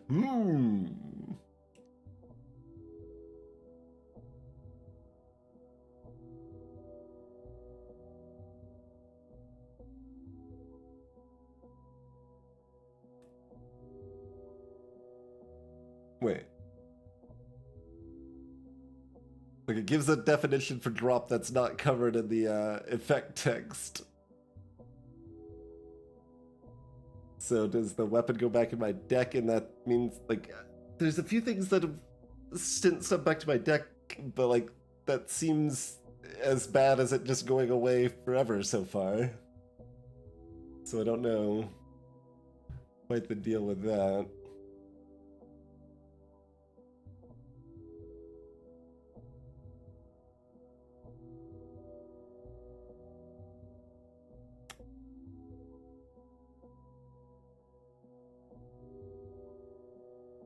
Like, I guess there's probably some effects that'll let you draw more cards from the deck, but we haven't seen any yet.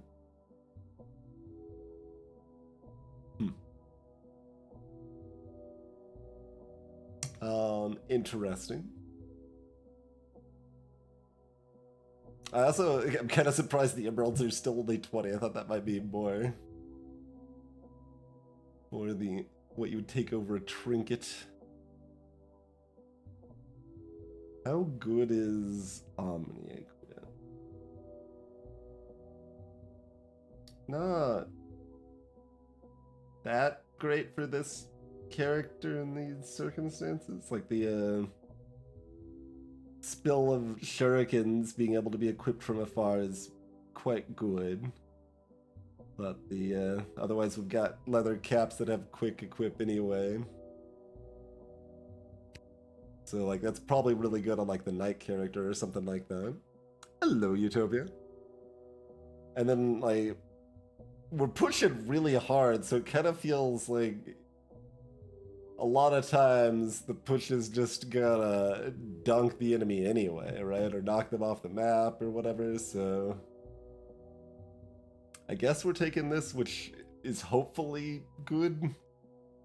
But the fact it had that, like, little description for drop on there makes me a little like, I don't know. Bloody chest. Okay, can't see what a bloody chest does.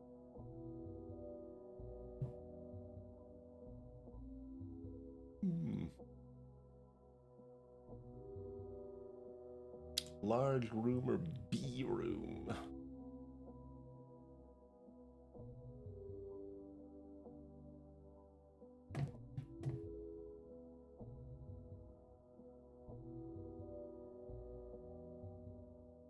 So if we only have the one auto equip, how is Tin playing all of my deck?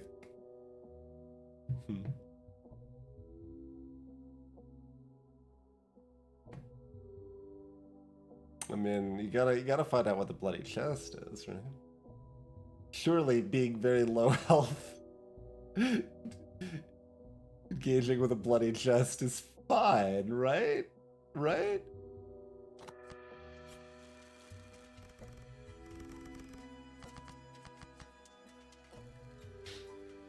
Eager. If you defeat 2 monsters, replace it with 20 emeralds. Okay.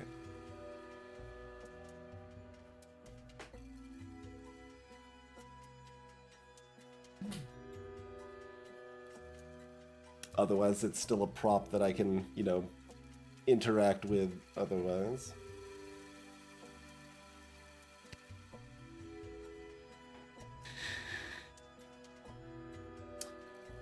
Okay, there's our damaged sentry top left and a bunch of other rude monsters everywhere else. And our pushing boat.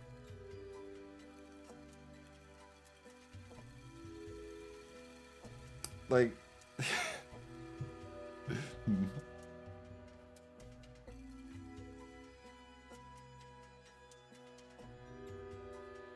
It's possible Prop Master plus Pushing Bow is kind of OP, but unclear. But yeah, if we could just like plink like freaking barrels into enemies or whatever, it's real good.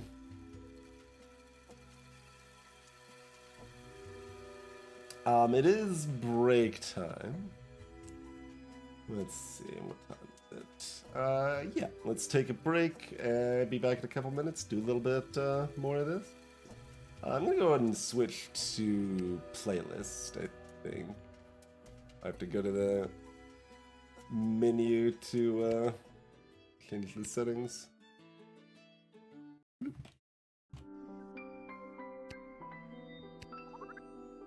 Okay. And yeah. Thanks for tuning in. We'll see what Prop Master does for us soon, I guess. Very shortly.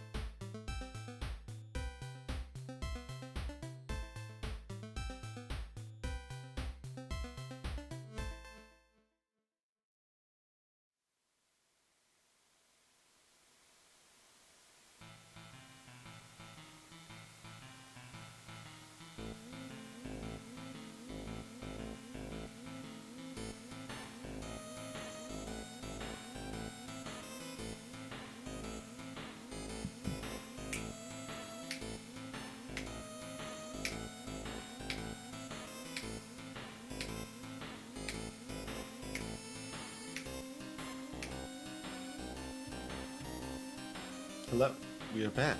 Greetings, Hellclaire.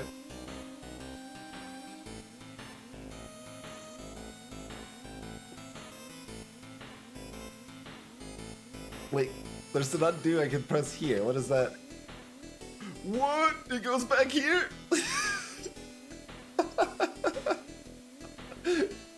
That's funny.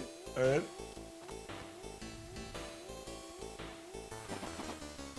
You can redo your choice.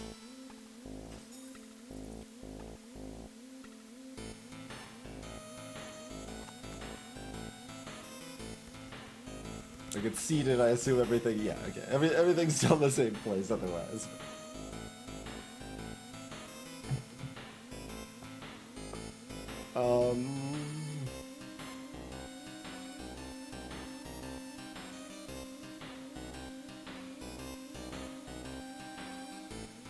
So I want the pushing bow a little bit later so we can take better advantage of knocking stuff into stuff.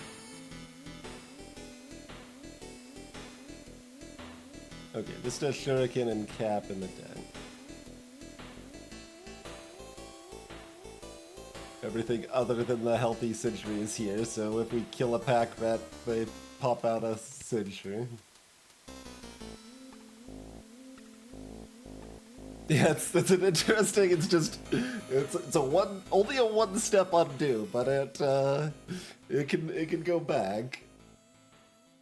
It's a curious little choice there, but like kind of weird because it encourages me to do like this, right? It's like, okay, that's a skeleton. Now I have that information, right? Like that feels pretty weird.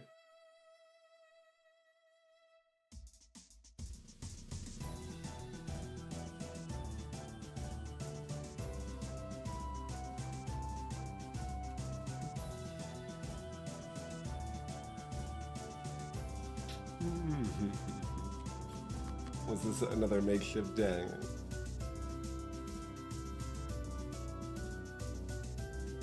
So I mean, I'd lean towards punching this nerd.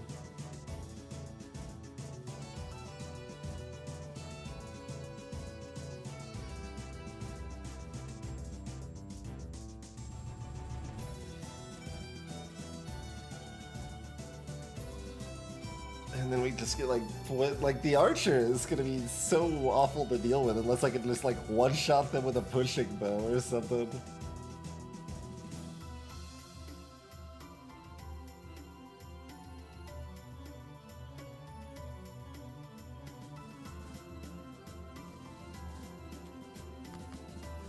That's a pack round.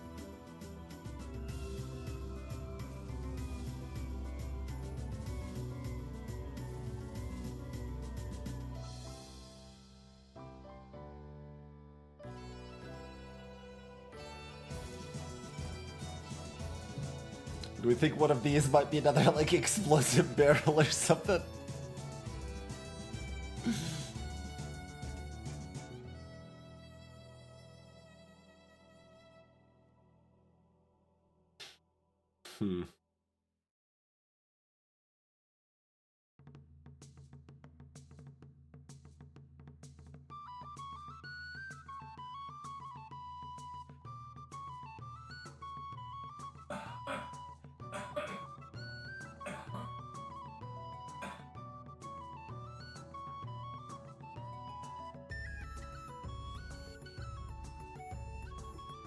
So if I just use this to like shoot into something off the edge, it's just doing 6 damage, which, you know, is fine. 6 damage and delaying them, making them show up later, but if we can push them into something, that's where it gets really good.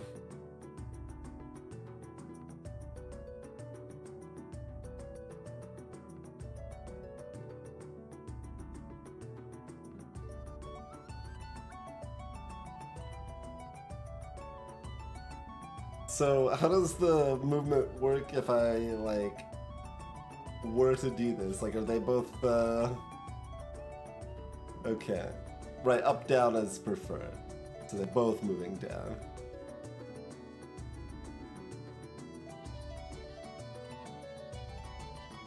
And that's where our archer jerk is at.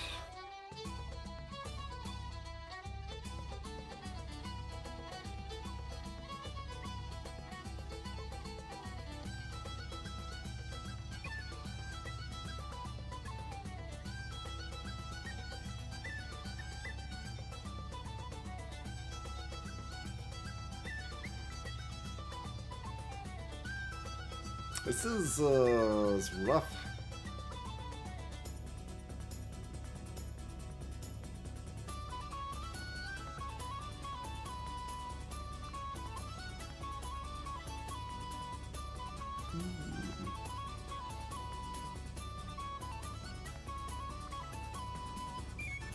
Like, do I just attack the skeleton? Take the 2?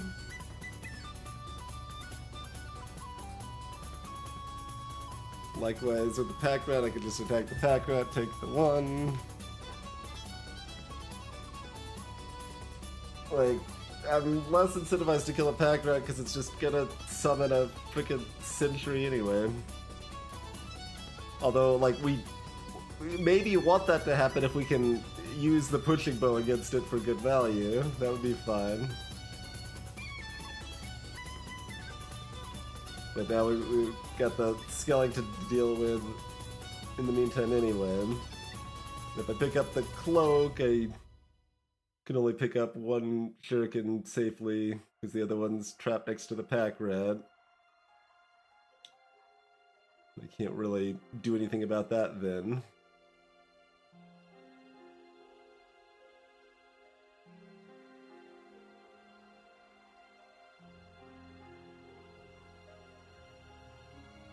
Barely done anything, and it feels like it's a mistake. So yeah, maybe hit the pack rat, take the 1 damage, then we can pick up the cloak, so at least when we pick up the other shuriken, we're only taking 1 damage, or even blocking the 1 damage. Again there.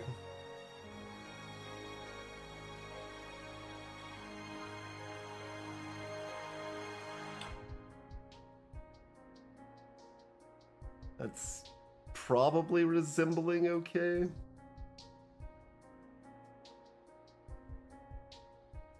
Feels like it resembles okay.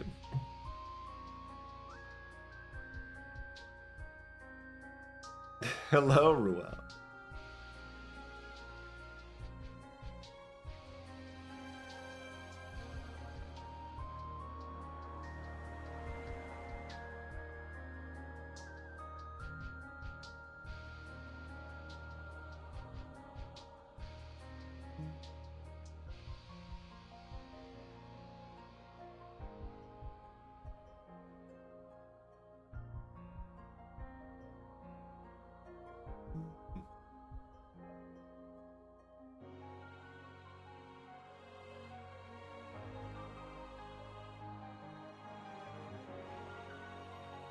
Yeah, hitting another, like, pushing something into something else is just massively, massively better.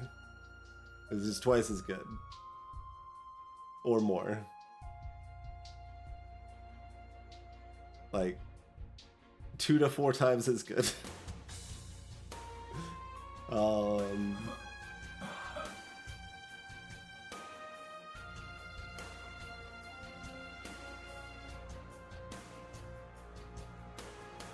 So I should really figure that out somehow.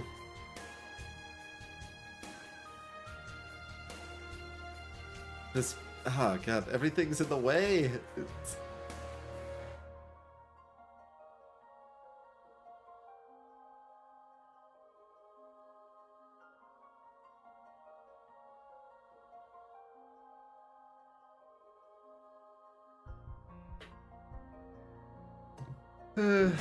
I guess we're doing this. Appreciate it, Ruel.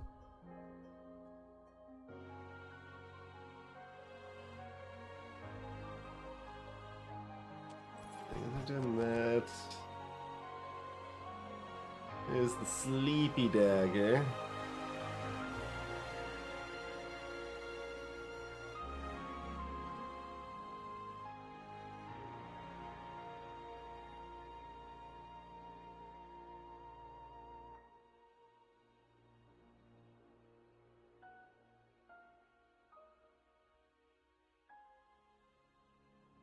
The shurikens are the way to, like, because I kind of want to do 6 + 5 + 1 to kill the skeleton, but we don't really have access to that with the weapon stack on the left there.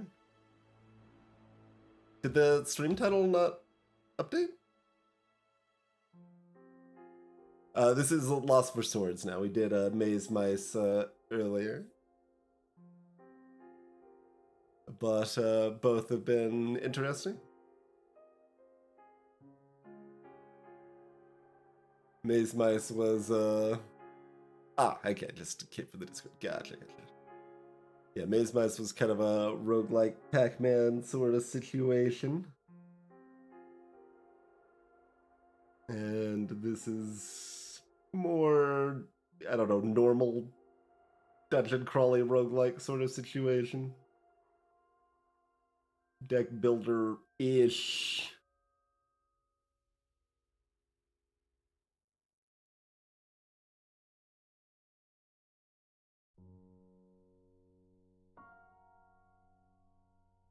We were able to get pretty Maze Mice involved us as our like 4th item that we picked up, gave us bonus levels, but then randomized the languages of all the items, which is later unlocked, but I unlocked everything before I played my first game, of course, because it gave me the option to, and I'm me, so. That was playful, but we got quite strong.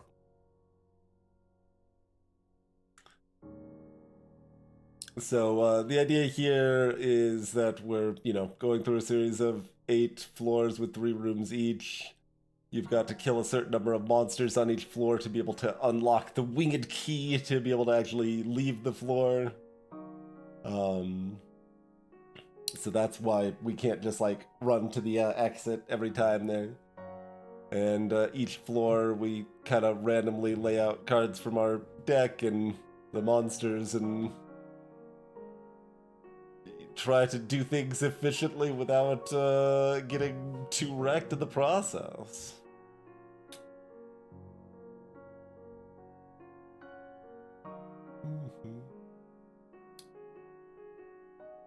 So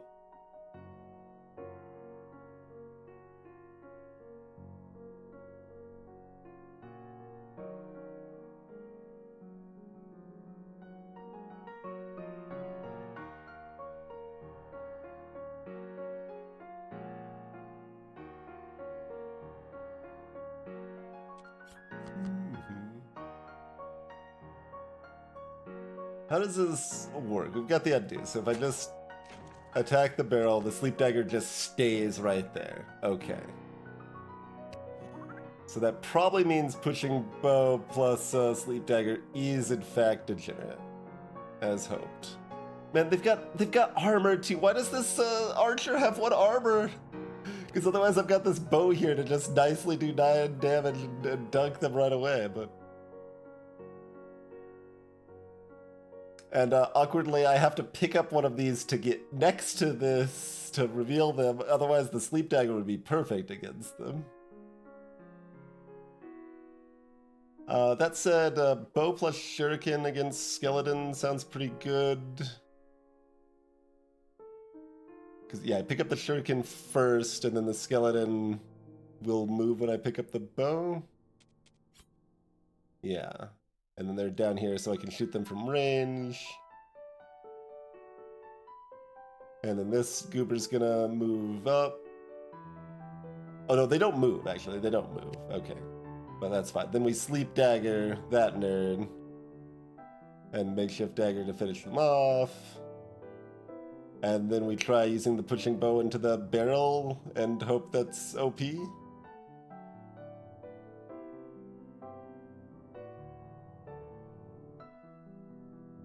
We got a plan anyway.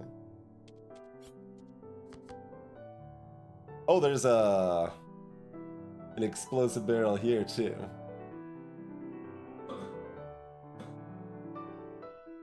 Okay, so that hurts the whole column. Nice.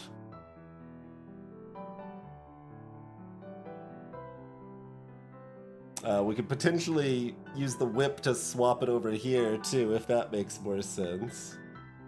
But let's go ahead and do this. Pretty set on that plan.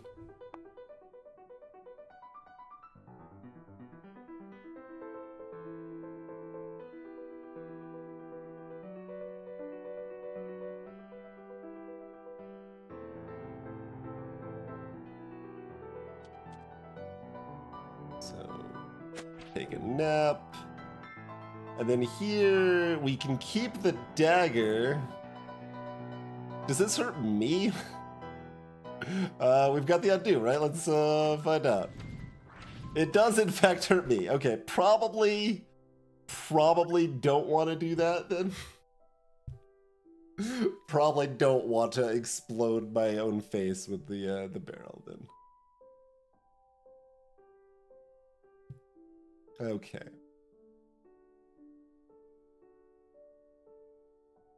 So in that case, oh, the barrel might not do the degenerate thing I want it to if the enemy's not revealed yet. I think is maybe the case with that, but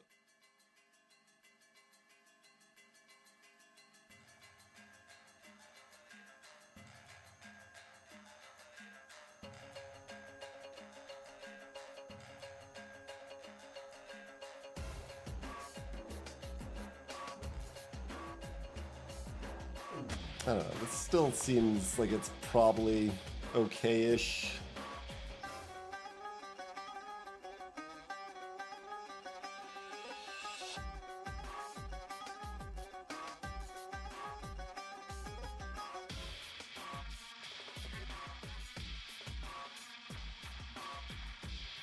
But if I pick this up and shoot to test it, I can't undo past picking this up. But if the flip matters, then I can't use this barrel to hurt this top one here anyway, either. All a little bit awkward.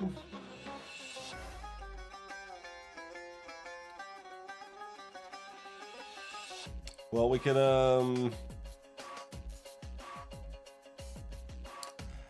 pop the pack rat if we wanted to.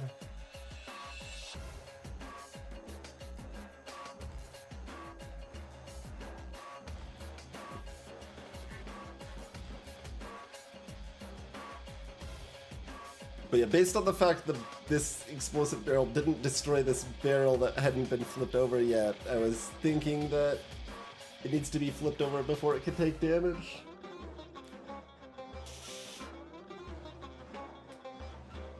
But I'm not sure. Standard pile of unknowns, of course.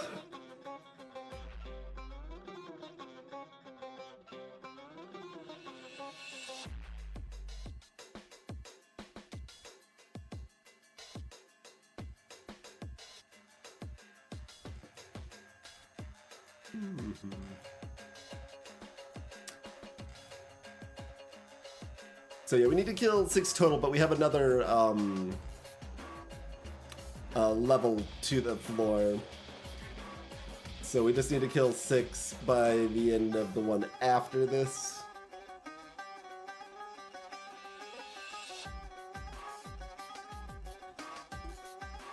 So we'll have use of almost all of our weapons one more time.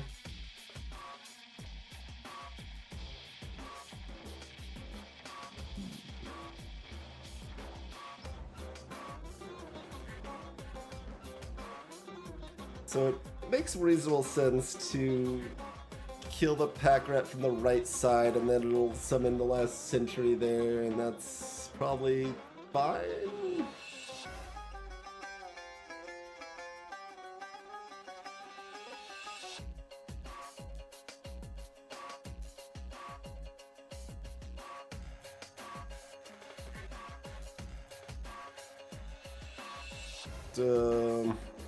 It sounds pretty fine.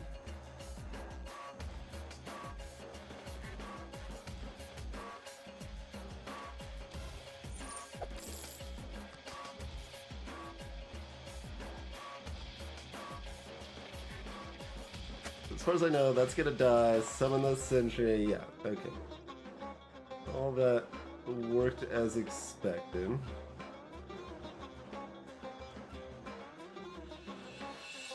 Pick up either or both of these first.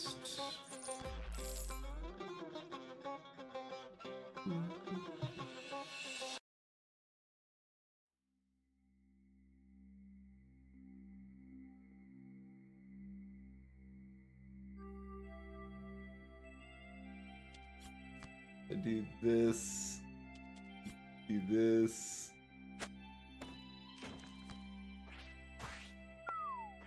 Okay. Yeah. Yeah. It chains all the way. I wasn't sure it was gonna chain all the way. I thought it might only go one step. Pretty good. Pretty good.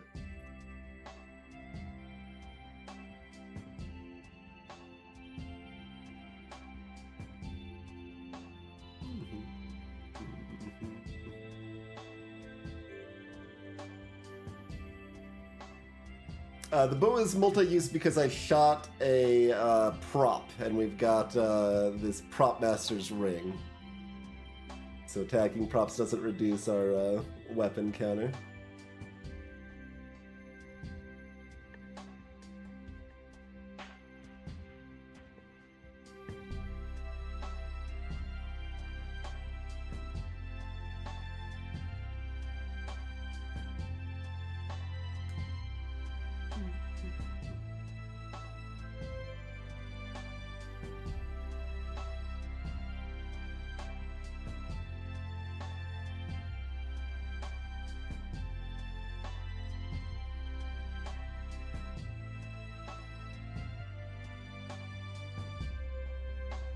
So, like, it's actually better for me to just chunk the explosion barrel off the edge of the map so that I can shoot the regular barrel into the sentry. I think?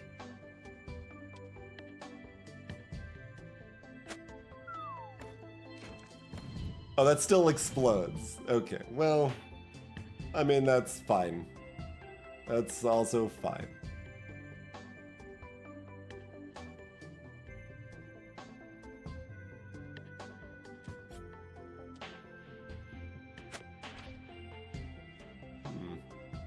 Oh, there is another enemy here. Okay, I was like, wait, why is everything so fruity? Not quite everything, but what's the last enemy? It's a skeleton, right? Yeah, okay.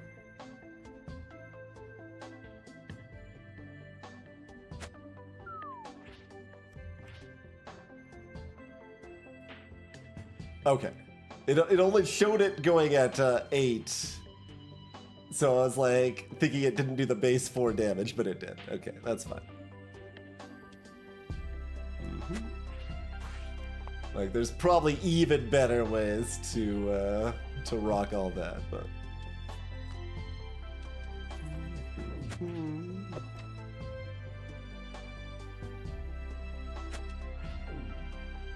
Do what little damage we can with the whip and book it out of here.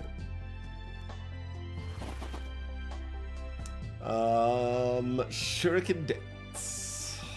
Just equip 3 shurikens.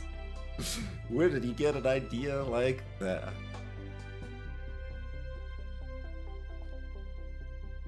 Scrolls are cast immediately when you interact with them. Okay.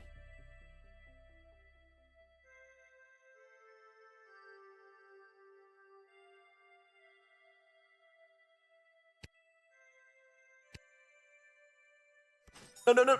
Oh, wait, we've got the undo. I meant to right-click it.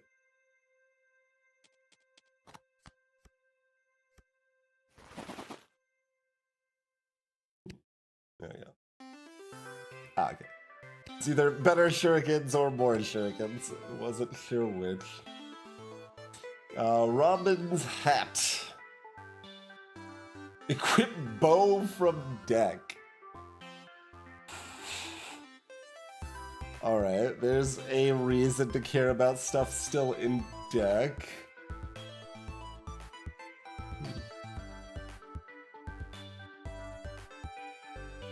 Oh, and heal 1. Okay. Just a smorgasbord of stuff. Yeah.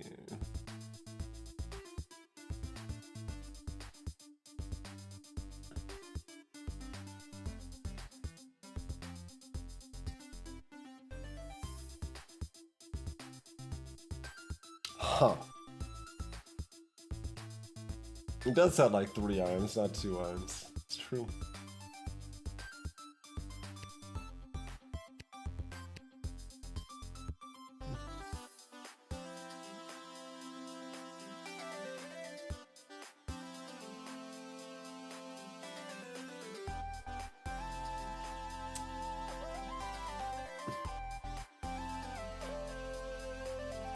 And like, does that equip any bow or just bow? It does just say equip bow, it doesn't say equip a bow. But like, it's kinda weird if it's just that bow too. It's a little weird either way.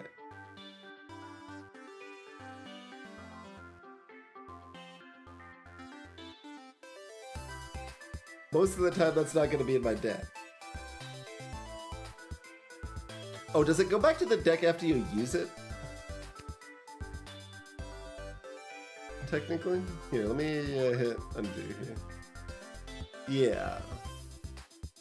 Use stuff does go back to your deck. Okay. That's a lot more viable then.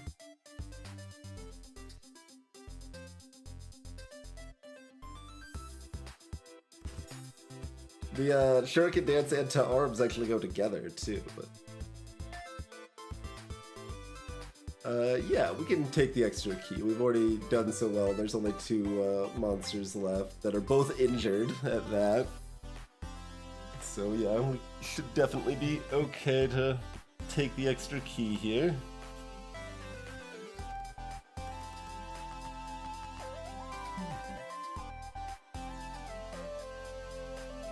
Wait, this Sentry didn't get its armor back. Well, why'd the other one get its armor back?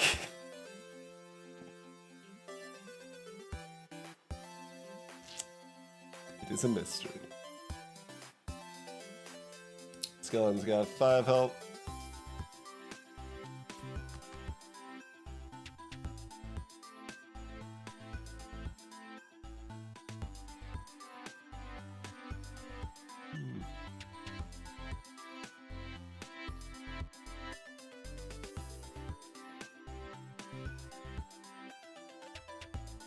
It doesn't really matter. I just want to be fancy with the pushing bow.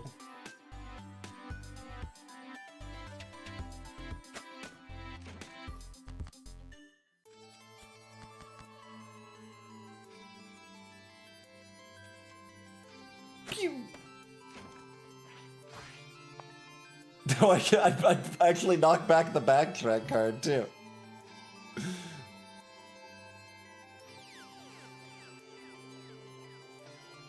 Oh, I have to pick up another weapon if I want to try to push the skeleton into the wall. Can I shoot the wall? I can't shoot the wall, okay.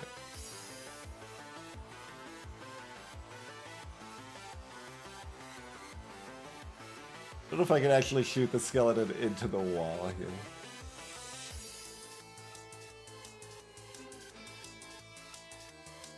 If I, like, were to shoot something off the edge on the last floor without it dying, would you then have to backtrack? Probably. Kind of funny, if so. Alright, whatever. This...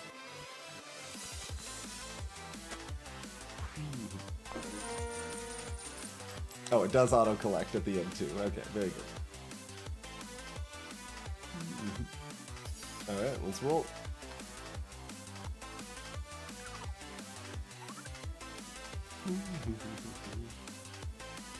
Turns either door into a wall.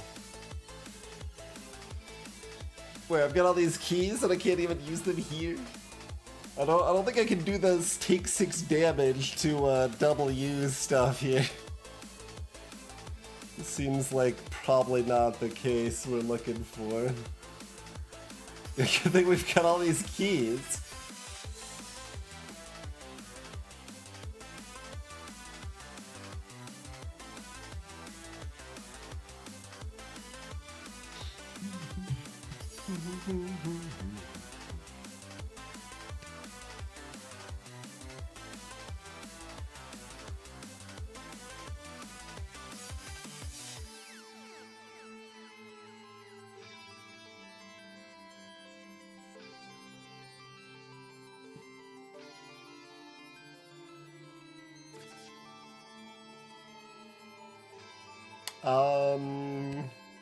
I mean, I'm certainly incentivized to take money over key when we have 2 keys that we're currently not using here. And these are pretty close in value, question mark?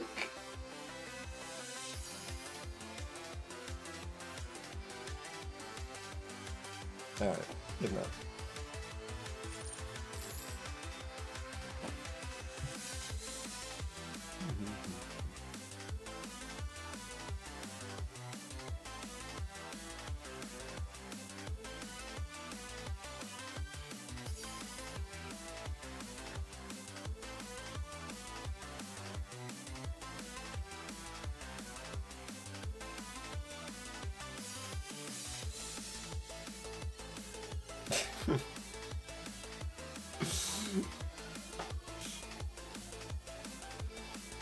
That can chain for a heck of a lot of damage.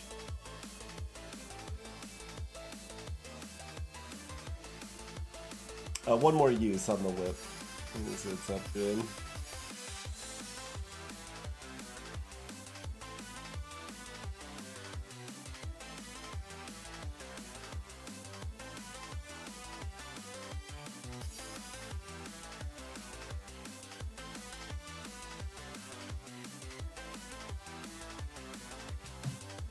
Yeah, alright. Make that a heal 2.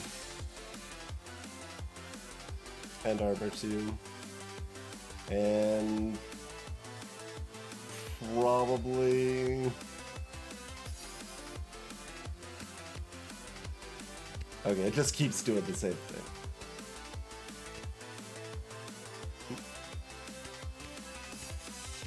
Just by 1? Okay. I thought I saw it jump by more than 1 at one point. But... yeah, it looks like stuff is generally pretty linear here.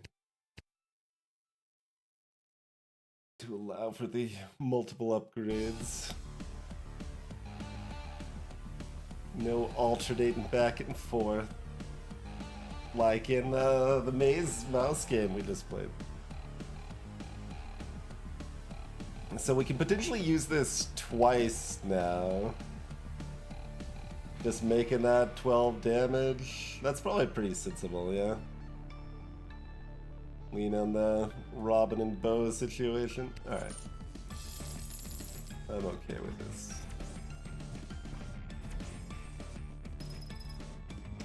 A worthy exchange.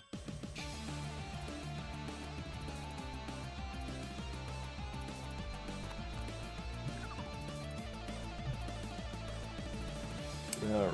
Pack rat, skeleton archer. Some sort of zombo cultist and like priestess, zombie priestess.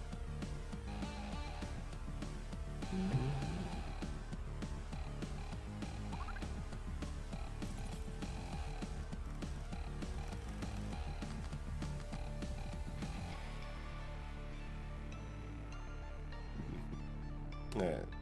Oh, zombies sleep after moving. Okay, sure. But do 6 damage if they actually hit you. Wow, okay. Rat Conjurer. Timer.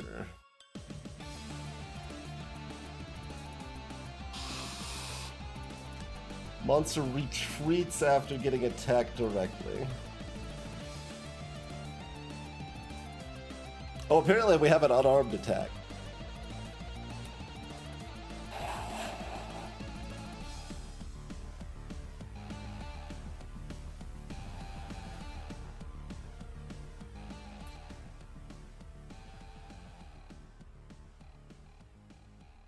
Okay.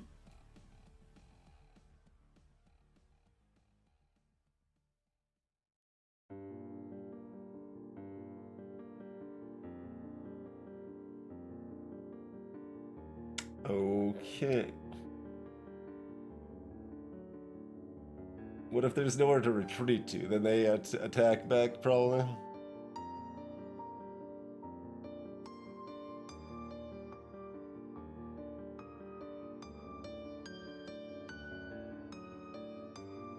Well, assumedly we just make a beeline.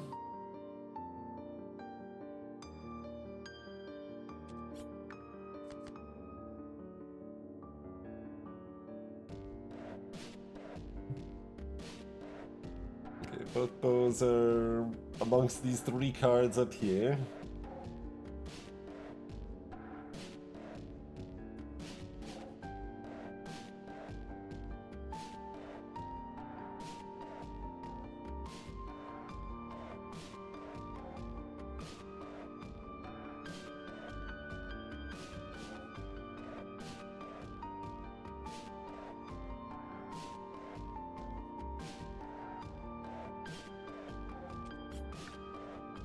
Oh right, it was revealed to start, so it would attack me immediately.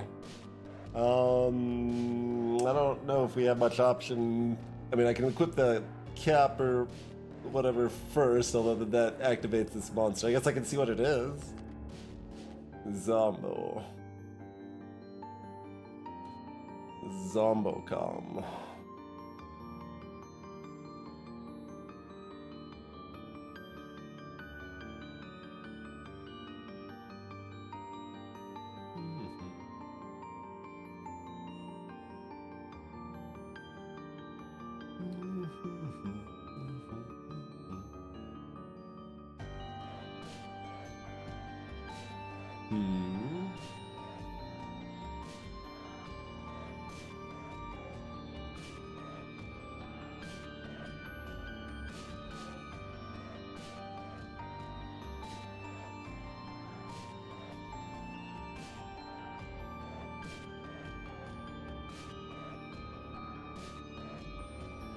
It doesn't say retreated to the deck.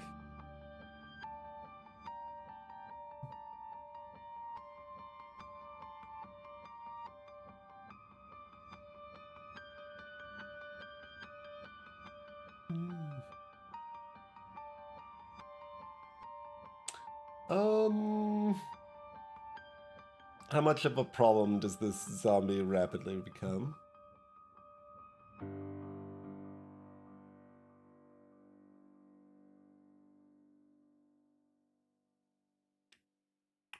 So we pick this up, Zombo cues movement, take a step back, we shoot this, Zombo moves down, has 1 sleep.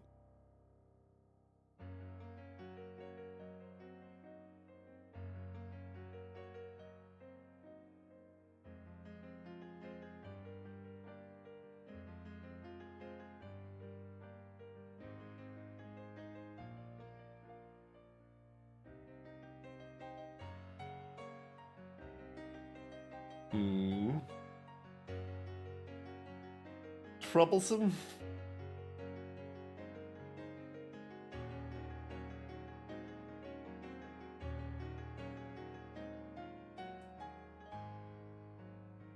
Bit troublesome.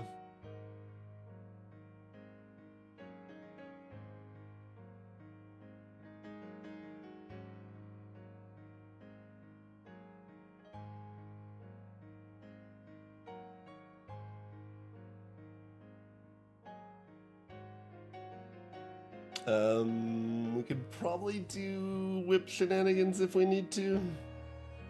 Alright.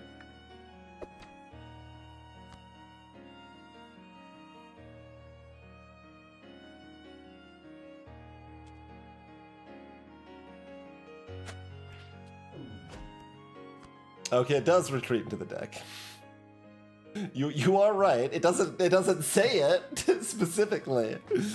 Retreat can mean a lot of things. Well, it might actually be both, right? Like it might be moving away, but if it's at the edge of the map, it goes back into the deck, right?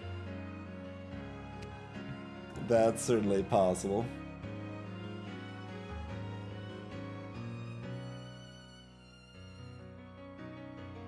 Alright, do I want to kill this pillar? Probably? Because I can do that for free, and then we go back and hit the zombie. Make it extra sleep time.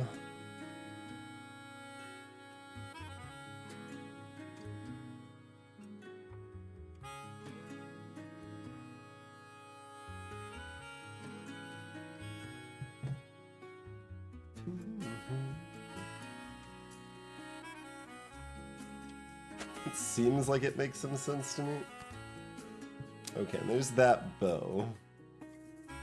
So we could probably set up to pick this up and like immediately dunk this nerd or something. I mean, I could also use it against the zombie too, if that made sense. What else is on our floor right now? Oh, a bunch of pack rats.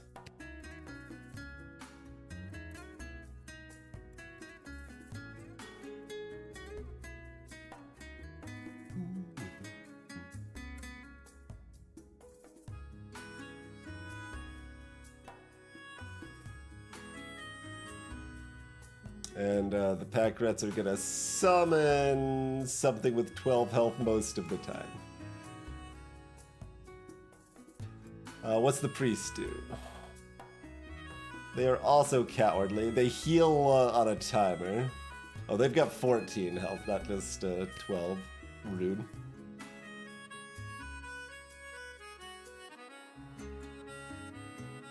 Alright, this feels like it makes sense, so I'm gonna do it. We do that, then we blast the zombo.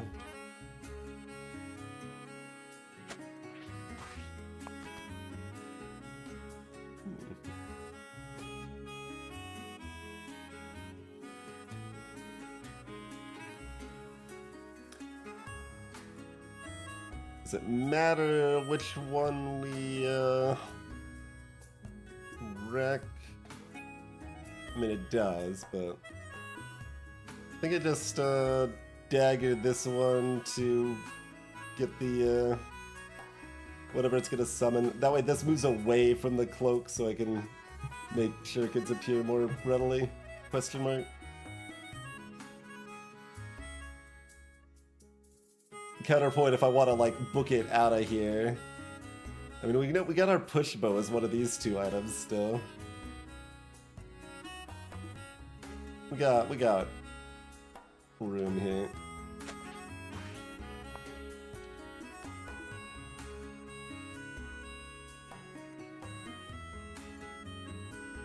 Oh, it does. Okay, like yeah, it hovers at the bottom when you hover over the Robin's head if the bow's in the dark there.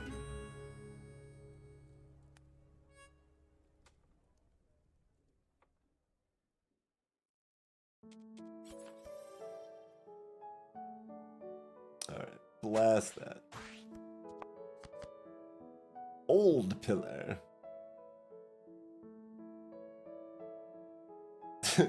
It just falls over after a time and does 4 damage to neighbor cards.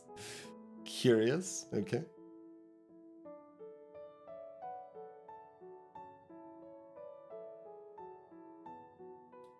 That hits everything next to it orthogonally and diagonally.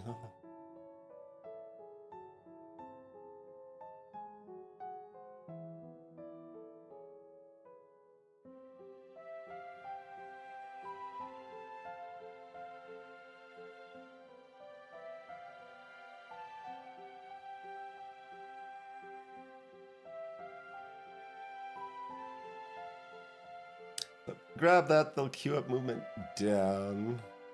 It's like wondering if I could have the pillar fall on the pack rat here.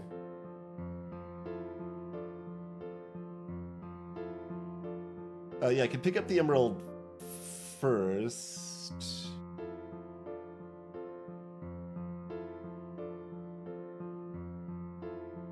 And then the pack rat will queue will move up.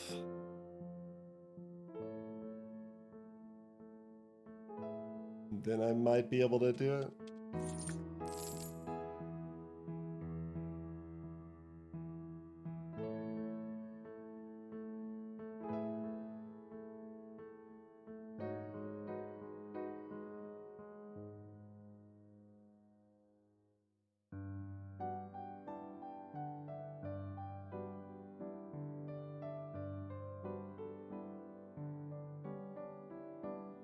And so if I swap this now, this will be a 2-timer. It'll be queued to move here.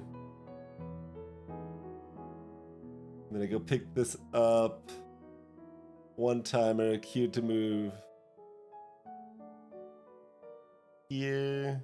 Pick that up, it moves here, and the barrel explodes it. I think.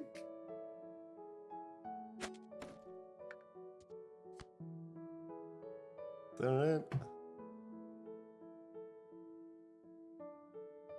Oh, it's gonna move down, not to the left, though.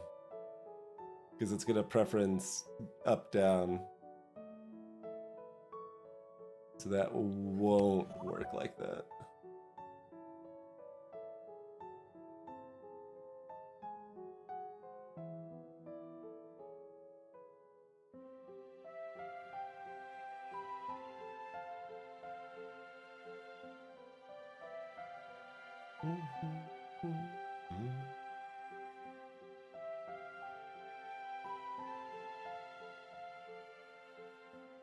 Does it work if I do it this way?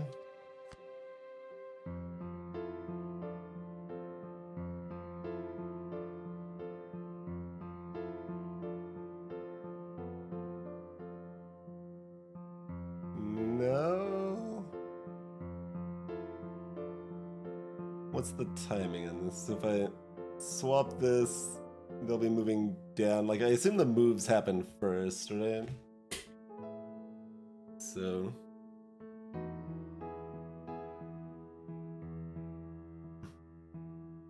this is like a mini puzzle.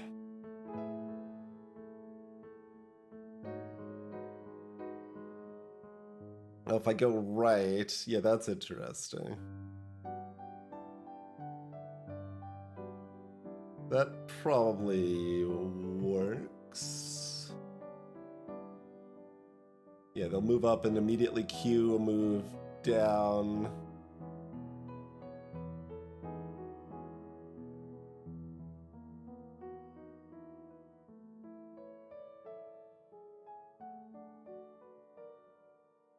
I don't have any way to get to this. Having the pillar fall on this just to give me the push bow is kind of nice.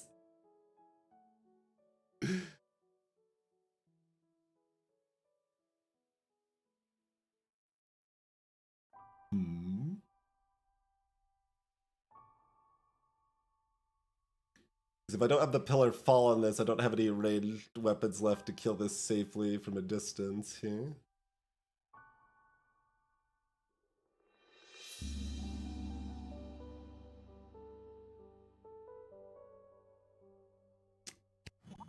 So even if it doesn't fall on the rat, falling on the barrel has some use, but then it's like about as good as if it fell on the rat, and...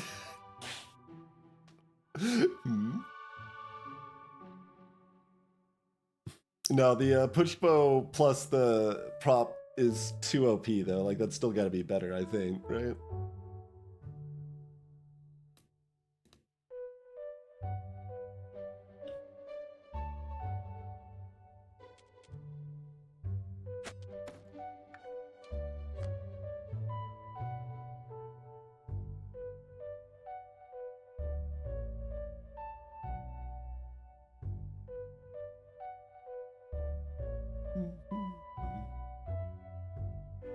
Oh, I could pick this up and then swap with the rat. That would have the pillar fall on them and the barrel.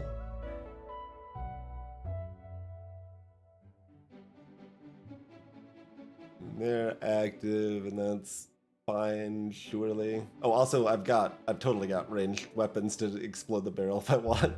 Kind of completely forgot we've got shurikens just waiting for us when we want them here, but you know, this is definitely more stylish, so...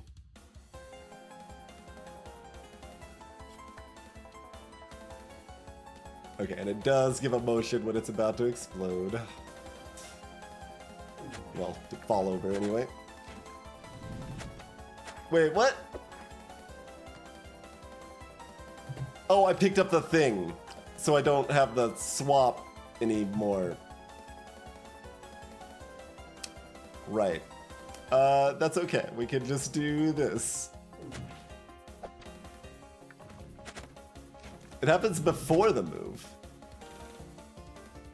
Interesting.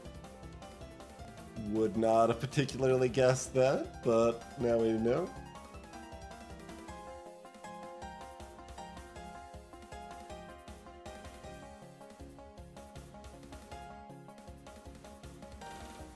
So does it make more sense to kill this with the 1 damage now, and then, like, you know... Oh no, because this'll be next to the pillar and still get the free attack in here. Okay. So we'll swap that.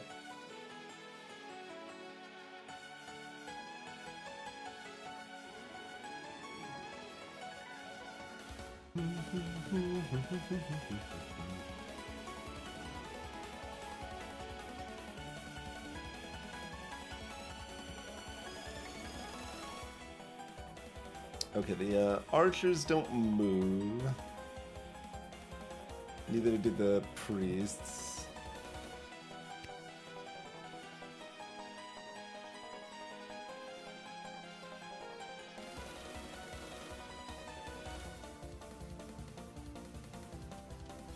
Like, this feels like it makes sense, and then I want this to move down so that it's positioned next to the pillar once I kill it and summon the other thing. But the other thing could move immediately, right?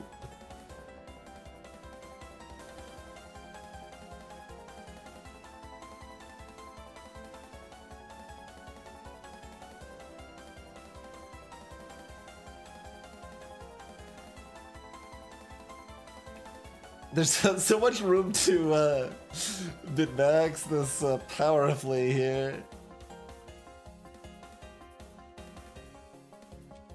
I'll just, like, we're doing pretty good. We could probably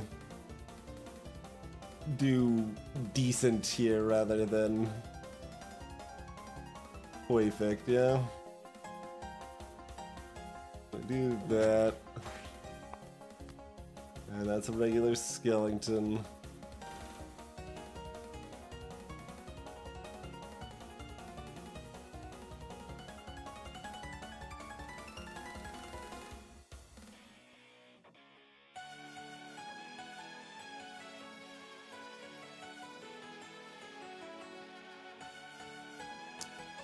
I can just blast the skeleton into the pillar, and that's fine. Oh, I can potentially get whatever summons from the pack rat into the wall.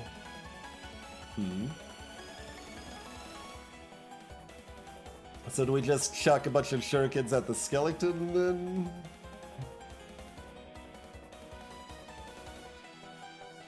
And then... Yeah, no, this is probably fine. That seems like sensible enough.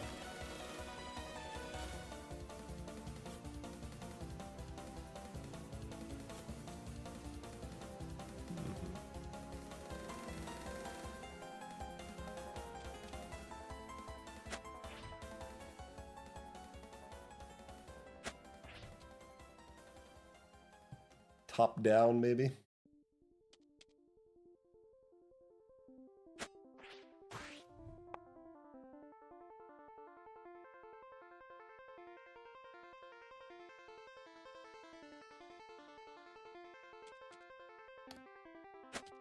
Swap that there.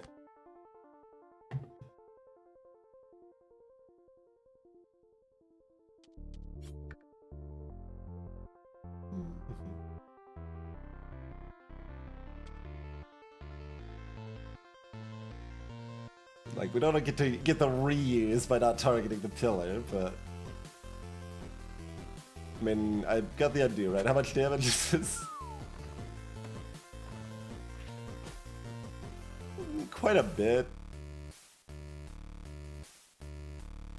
Brought it down to 5. I mean, that's gotta be good enough. Like, there's...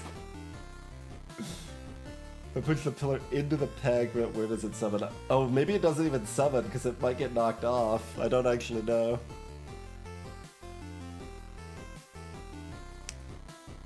Three armor and 5 stealth. Yeah, that one's already upgraded 1.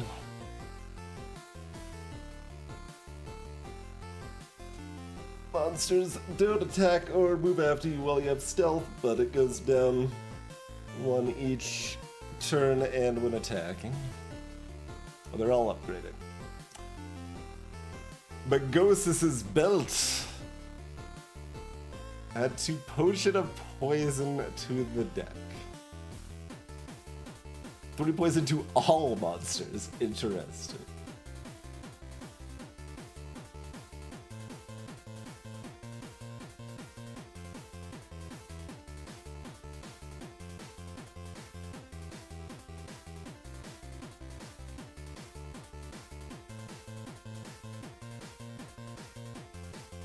Okay. Yeah, I don't think I read potion text correctly last time, so... The potions stay in your deck, but they are one-time use, so... You use this, it adds 2 potion of poison, those will be in your deck until they're used. Huh.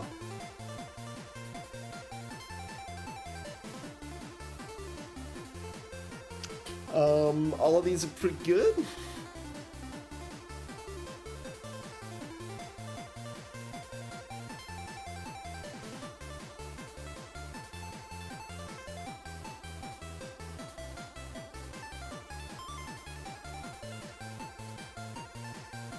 Oh, and this is kind of like a quick equip because the stealth will mean they can't attack you as soon as you pick it up either.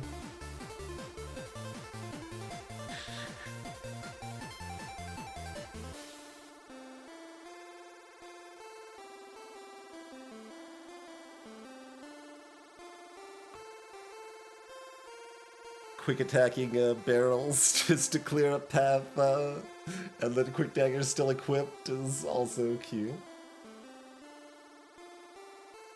Yeah, I don't think it's the belt. Stealth, cloak, and quick dagger both seem pretty good.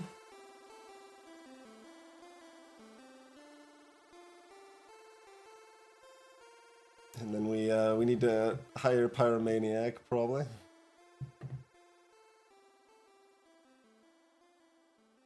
Do I want to take more defensive things?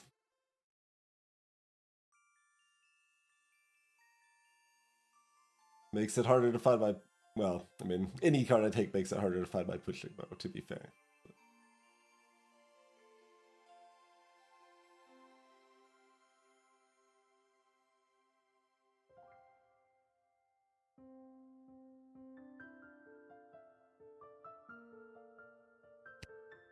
Maybe I just take the quick dagger. Let's just be stabby.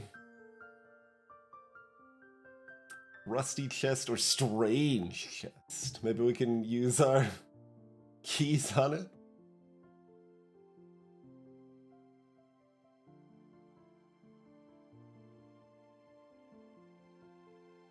I'm feeling confident again, maybe.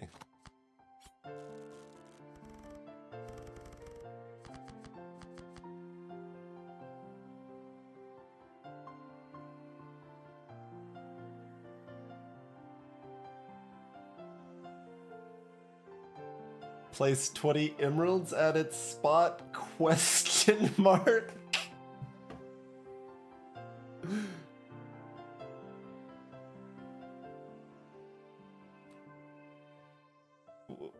Question mark, huh?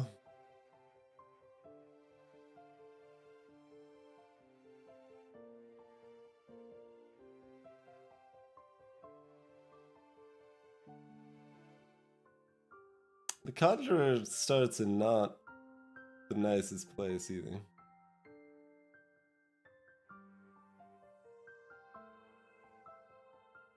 Others heal, so they don't heal themselves.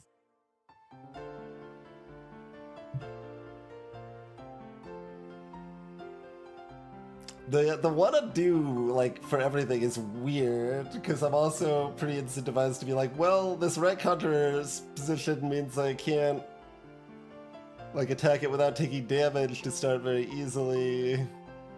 So like, am I supposed to just go to the other map instead?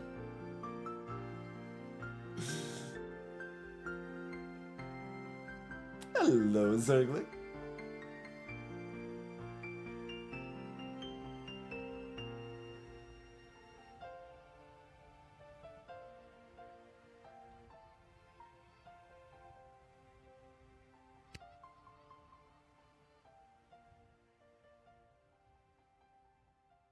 My fancy new quick daggers in my deck.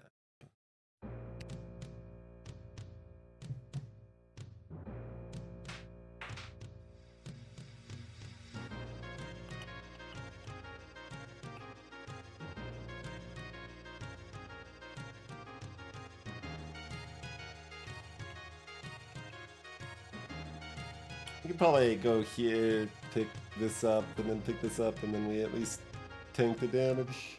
Although if that's Robin's hat, we don't want to waste it. That free bow's pretty slick.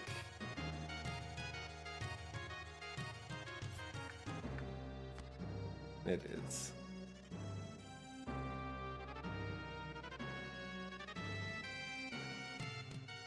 Let me see what this is. Archer. 5?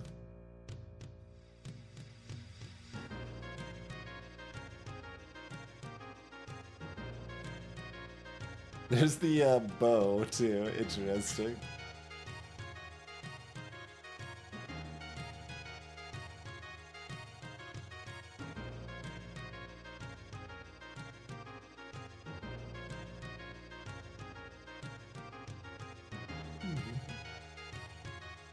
It's probably still okay though, yeah.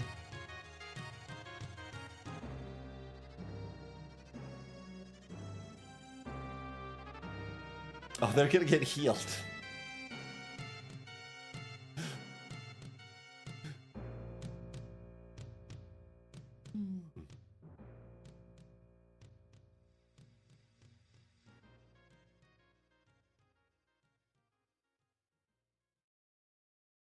That's probably okay.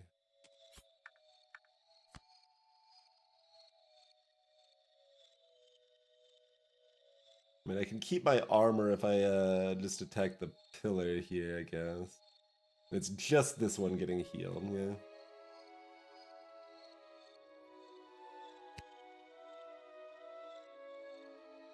It does mean I don't one-shot it, but it will only have 2 health on the last floor.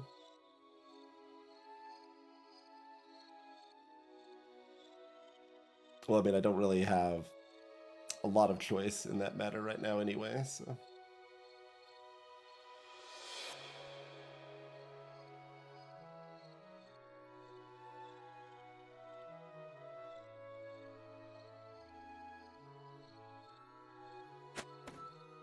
I'll do that. Get the bow free. Oh, and then we've got an old pillar here.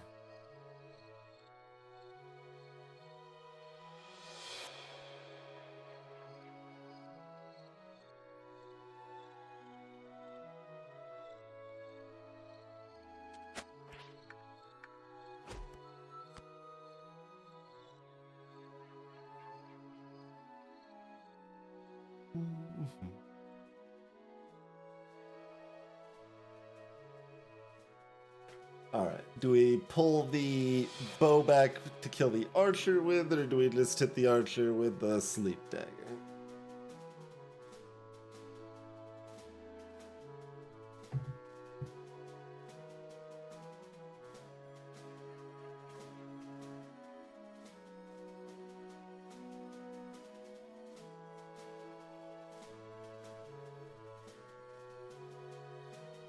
And then, you know, one of these other daggers, or shuriken or whatever. That's probably fine. Use the bow to kill this zombie skeleton up here. Use another dagger to kill the priest.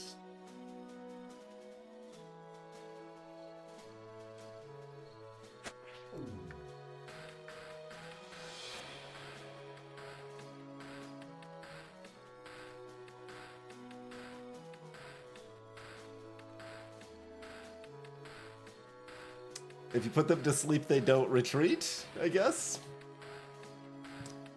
Noted.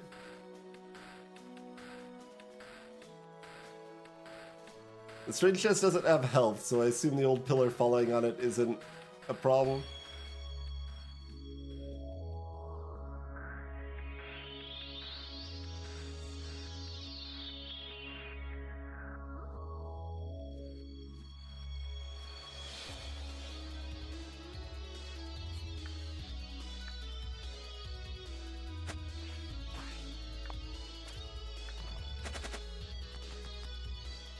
Okay, so that did confirmed, because there were some other cases like the cascade like caused cards to be flipped, and then they still did damage, like still took damage or whatever. But if it's not flipped over, it will not take damage. Okay. Rusty chest.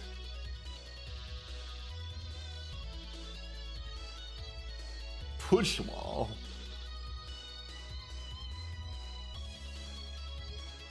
And just shove this wall into some nerds.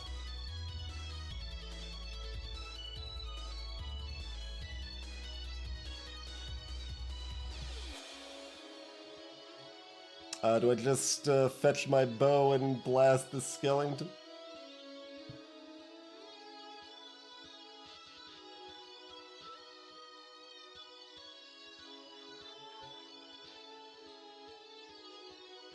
Sure. Seems relatively reasonable to me.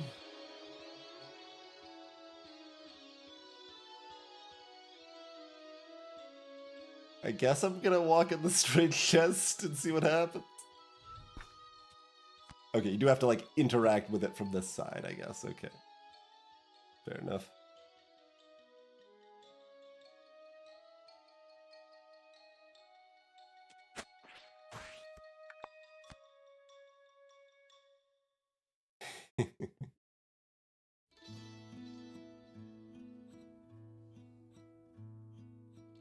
We blast that rusty chest into the priest. Do I pick this up first? Because that might... I don't know that that matters too much, but...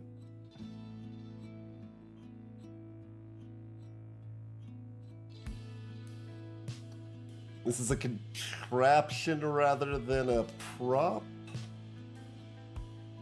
So I don't think I can shoot the push wall with the pushing bow.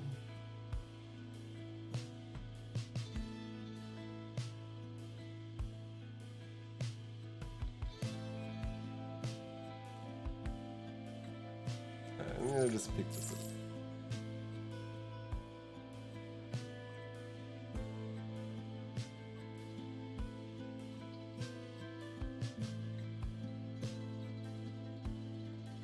Just pushing the wall into that kills it too, right?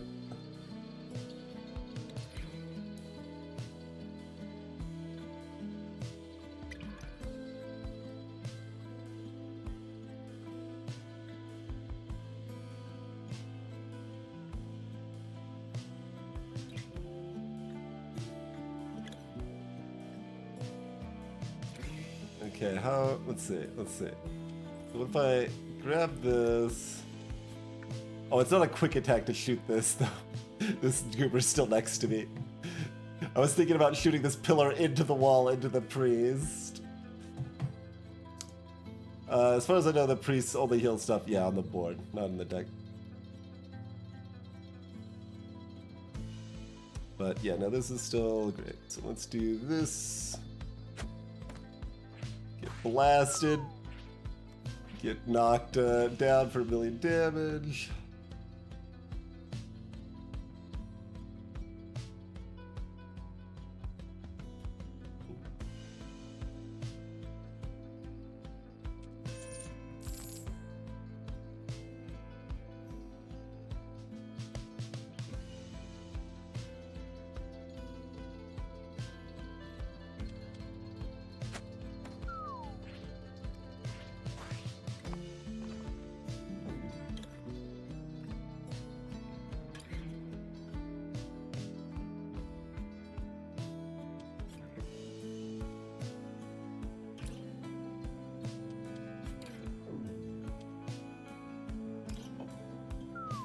Alright, that will knock it off. I guess that's worse than getting a stabby stab in, but whatever, that's fine. Why did I get $1?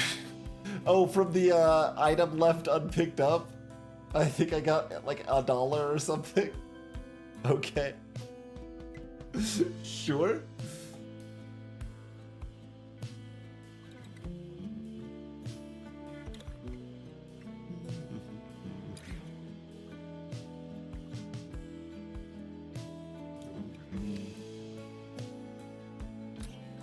Oh, I do still have an undo if I wanted to do that any differently.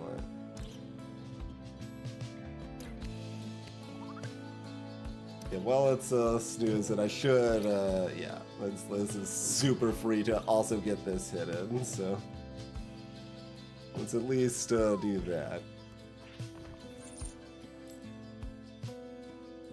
Put it at 1. I could cost myself that $1 to kill it faster, I think.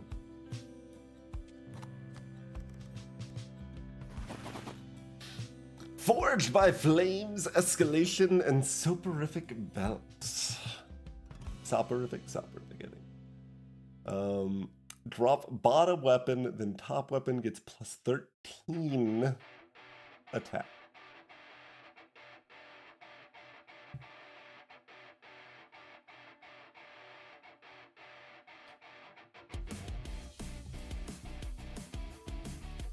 I can give my whip 13 more attack?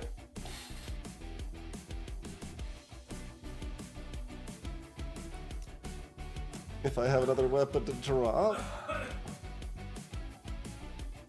Quick cast. Top weapon gets plus 2 use. Draw a monster.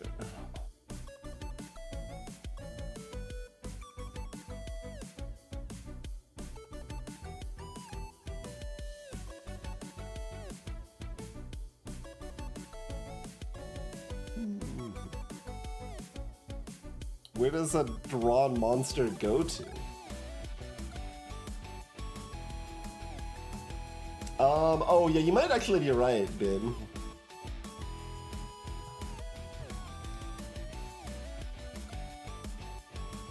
Yeah, no, you're probably right. I was just, you know, thinking top, bottom, like, what's shown higher. But it is a stack, and the bottom card of the stack should be the whip, so you lose the whip and get 13 on whatever other weapon. Like, that makes more sense broadly.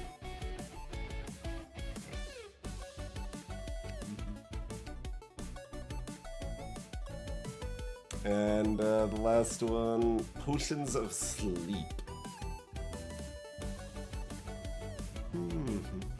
Re-sleep to all monsters.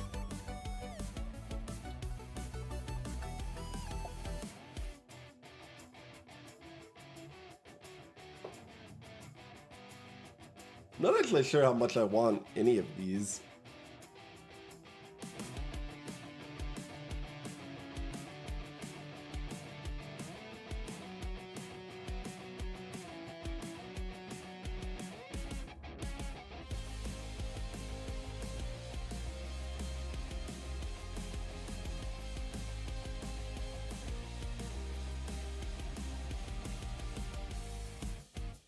Plus 2 use can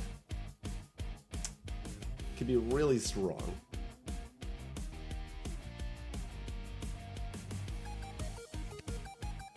And yeah, like that just goes up each time,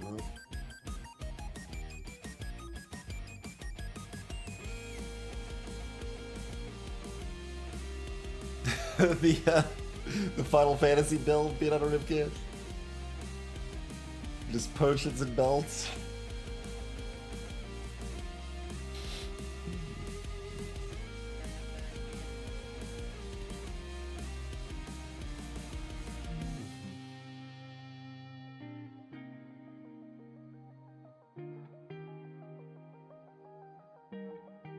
I don't know. Escalation, I guess?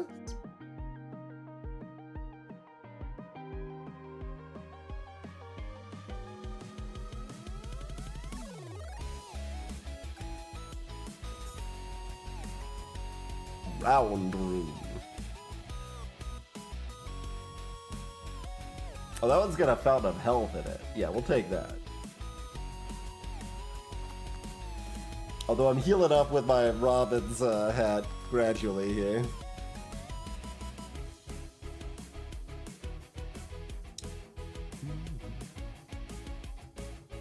Although Rat Conjurer is like across the map now, huh?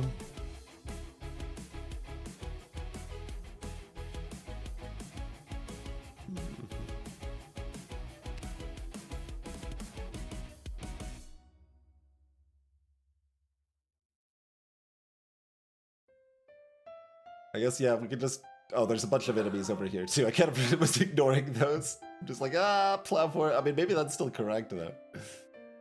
With the other enemies, I'd probably rather go up first rather than right first, but...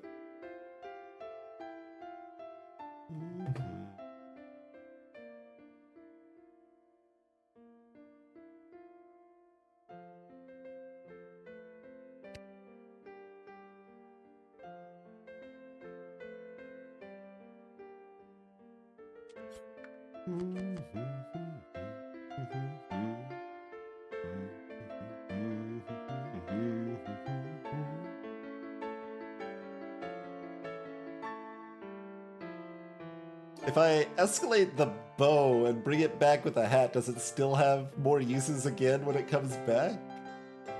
Probably not, but maybe.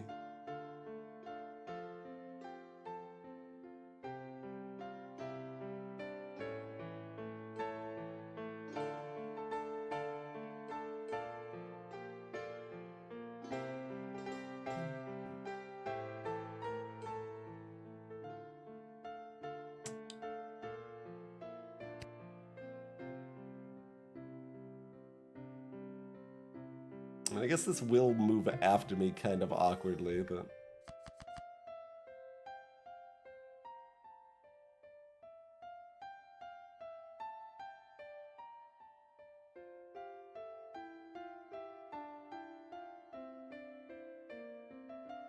This only gets the destroy effect if the timer goes off, right? There's a push wall over here too. Hello, Cryuji. I think it's skeleton nap time. We push the pillar into the conjurer. We escalate the pushing bow and just blast everything else. How does it work if they fall off the edge when we're on the final zone? I guess we might find out.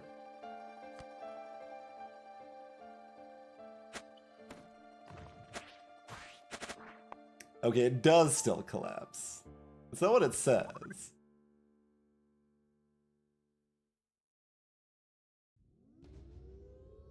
Like it wants to say timer destroy self, when destroyed 6 damage to neighbors or whatever.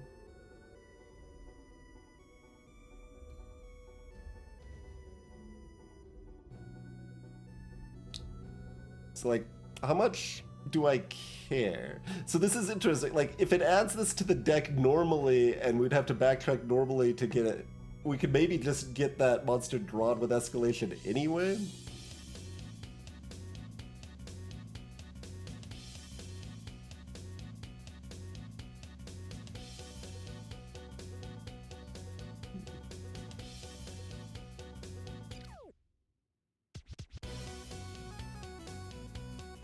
I'm just gonna go down here and see what happens. Let's be a little silly here.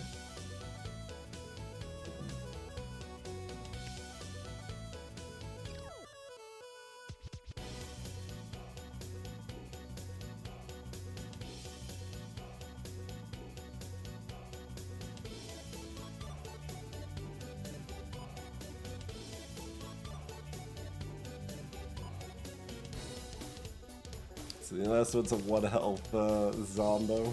Okay, so we pick up the daggers, stab the other zombo, the pillar falls on the rat conjurer.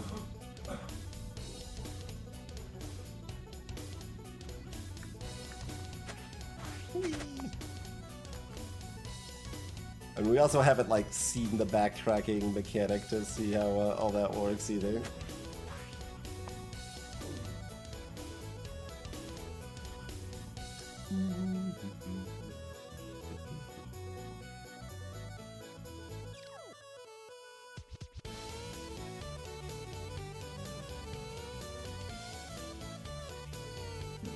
Comes at a cost.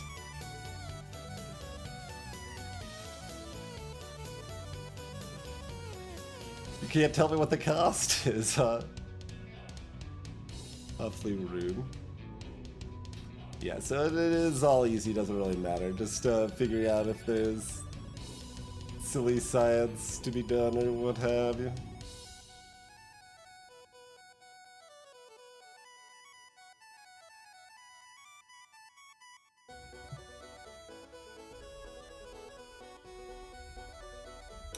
Oh, I pick up the scroll from the side. Oh, that's a quick cast though. It's a quick cast. Okay. Okay, and then that monster appears there. In the same spot. Yeah, I guess that makes sense.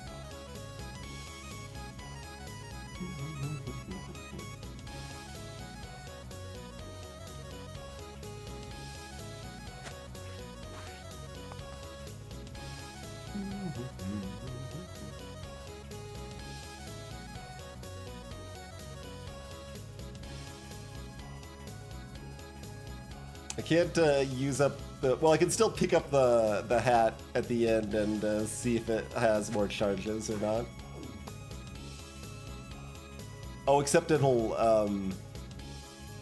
No, I can't, because it's gonna auto pick up once the Zombo is dead, actually. Whee!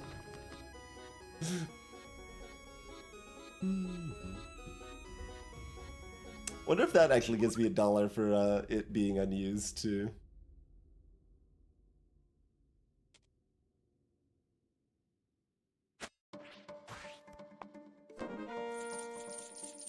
Nope. Okay. Oh, but this is still sitting here. I can still pick this up. Okay. As expected, it's still at the 1 charge it ended on. It doesn't go back to 3. We've almost got enough fake dollars to be a real dollar.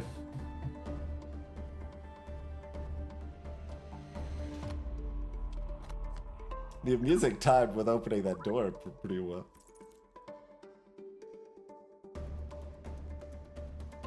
We've got keys for everyone if we want, although we don't need the fountain. Oh, that's max HP. Possibly because we're at max.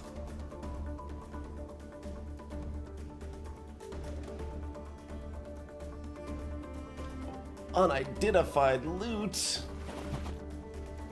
Vandal's Cape.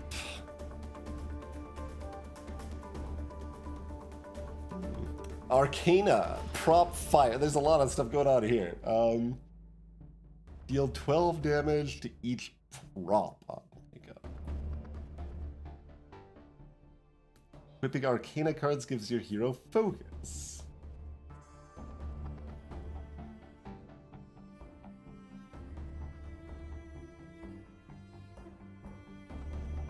How is this different than armor?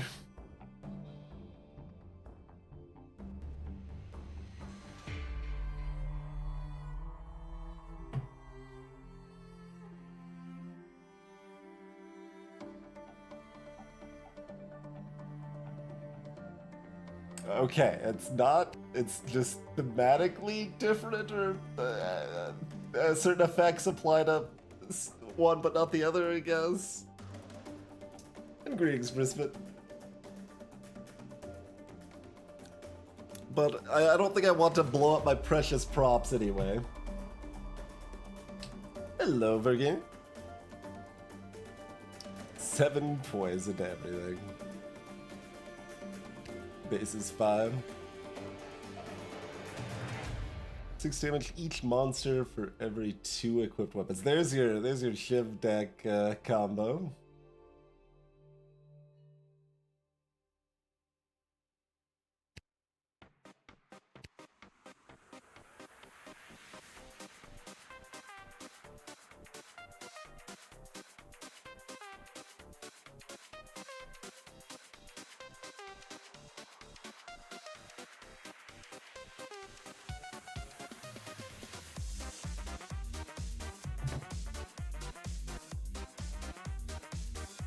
interesting.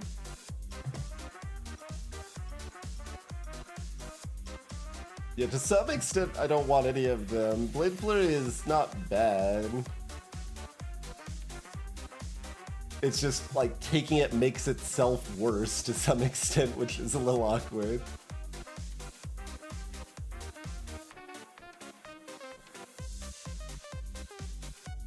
And again, it's only going to do damage monsters that are face up that have been flipped, right? Like, if it hit the undamaged ones, or the hidden ones, that would be a lot stronger.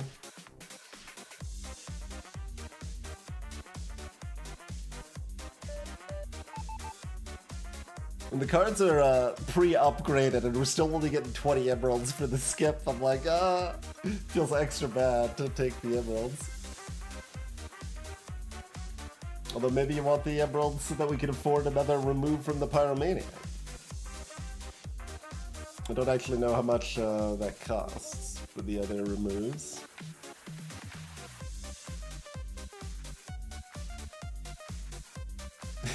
Probably like 60, right? So we'd be $1 short.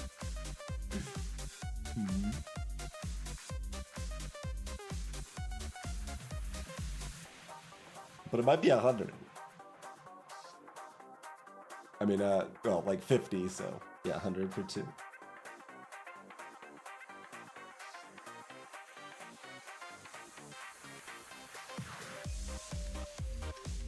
Could be 100 for 1, even.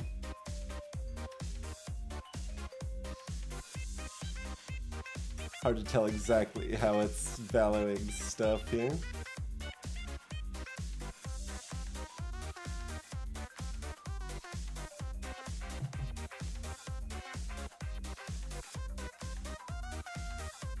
Yeah, it's awkward because like Blade Flurry is obviously better than just like the shurikens and basic daggers, but it does make it harder to get my pushing bow and to combo my Robin's hat and bow.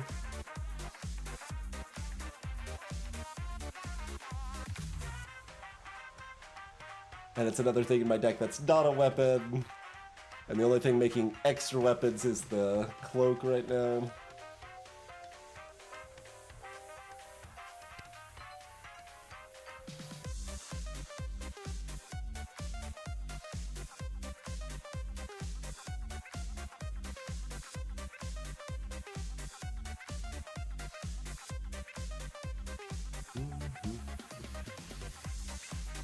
I mean, assumingly that also only applies to ones that are face up. So between those, I would take Blade Flurry for sure. I think it's Blade Flurry or this because like dealing damage to props is bad for me.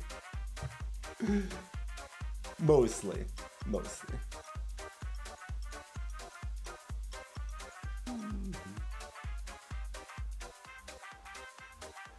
Through cards and effects.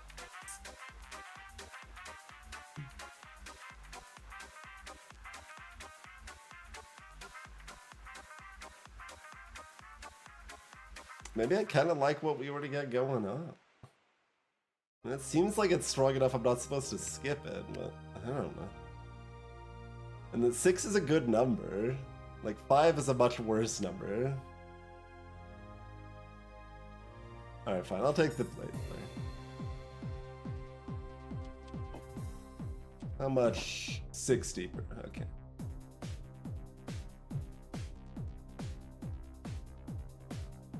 So what are we removing? Between Shuriken Makeshift and Leather Cap.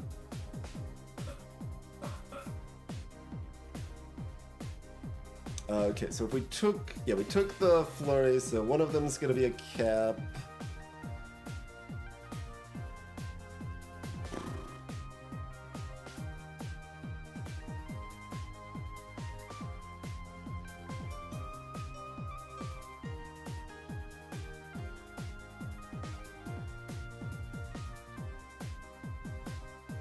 One will be one of these.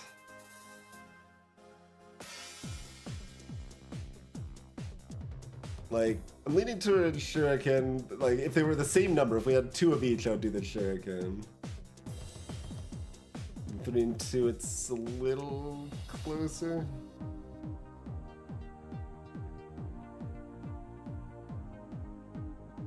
I think I just removed the sugar.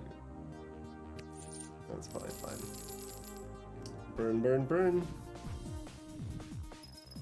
Keep burning. Keep Manson. Oh, I'll still have a key left? Okay, I guess we upgrade something one more time then.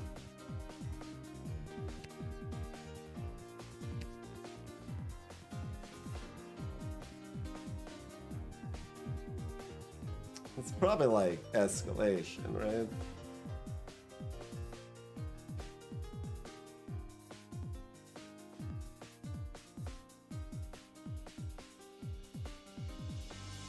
Yeah.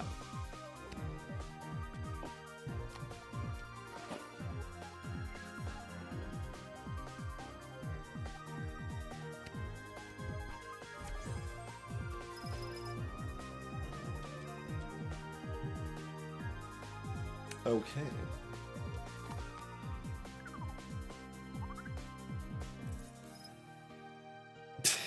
Bet.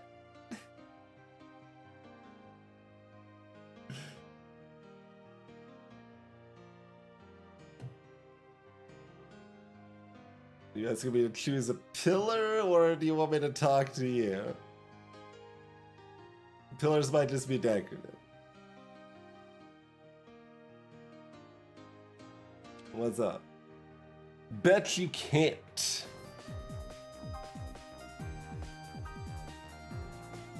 Set HP to half now, be at full HP at the end of floor 5.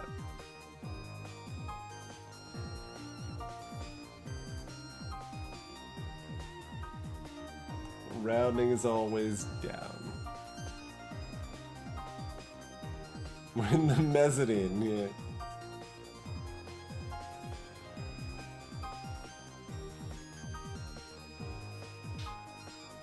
More hubris?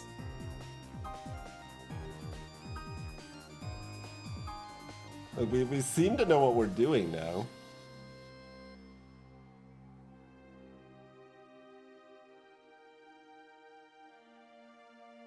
Would it have given me this bet if I was already at half HP? What if I was at less? It says set. Could have been a free heal.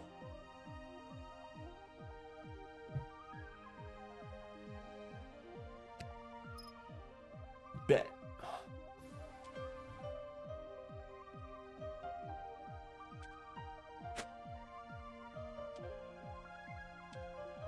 This says unarmed. It didn't do even 1 damage. Interesting.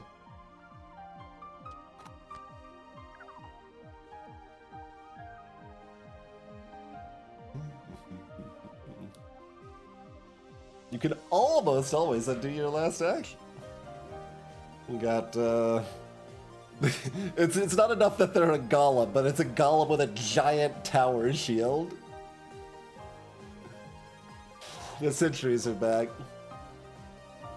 Nobody liked this.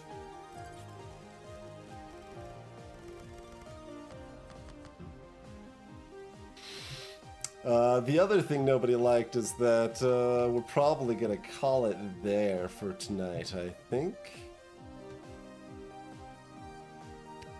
Yeah. We won't have time to finish that run today.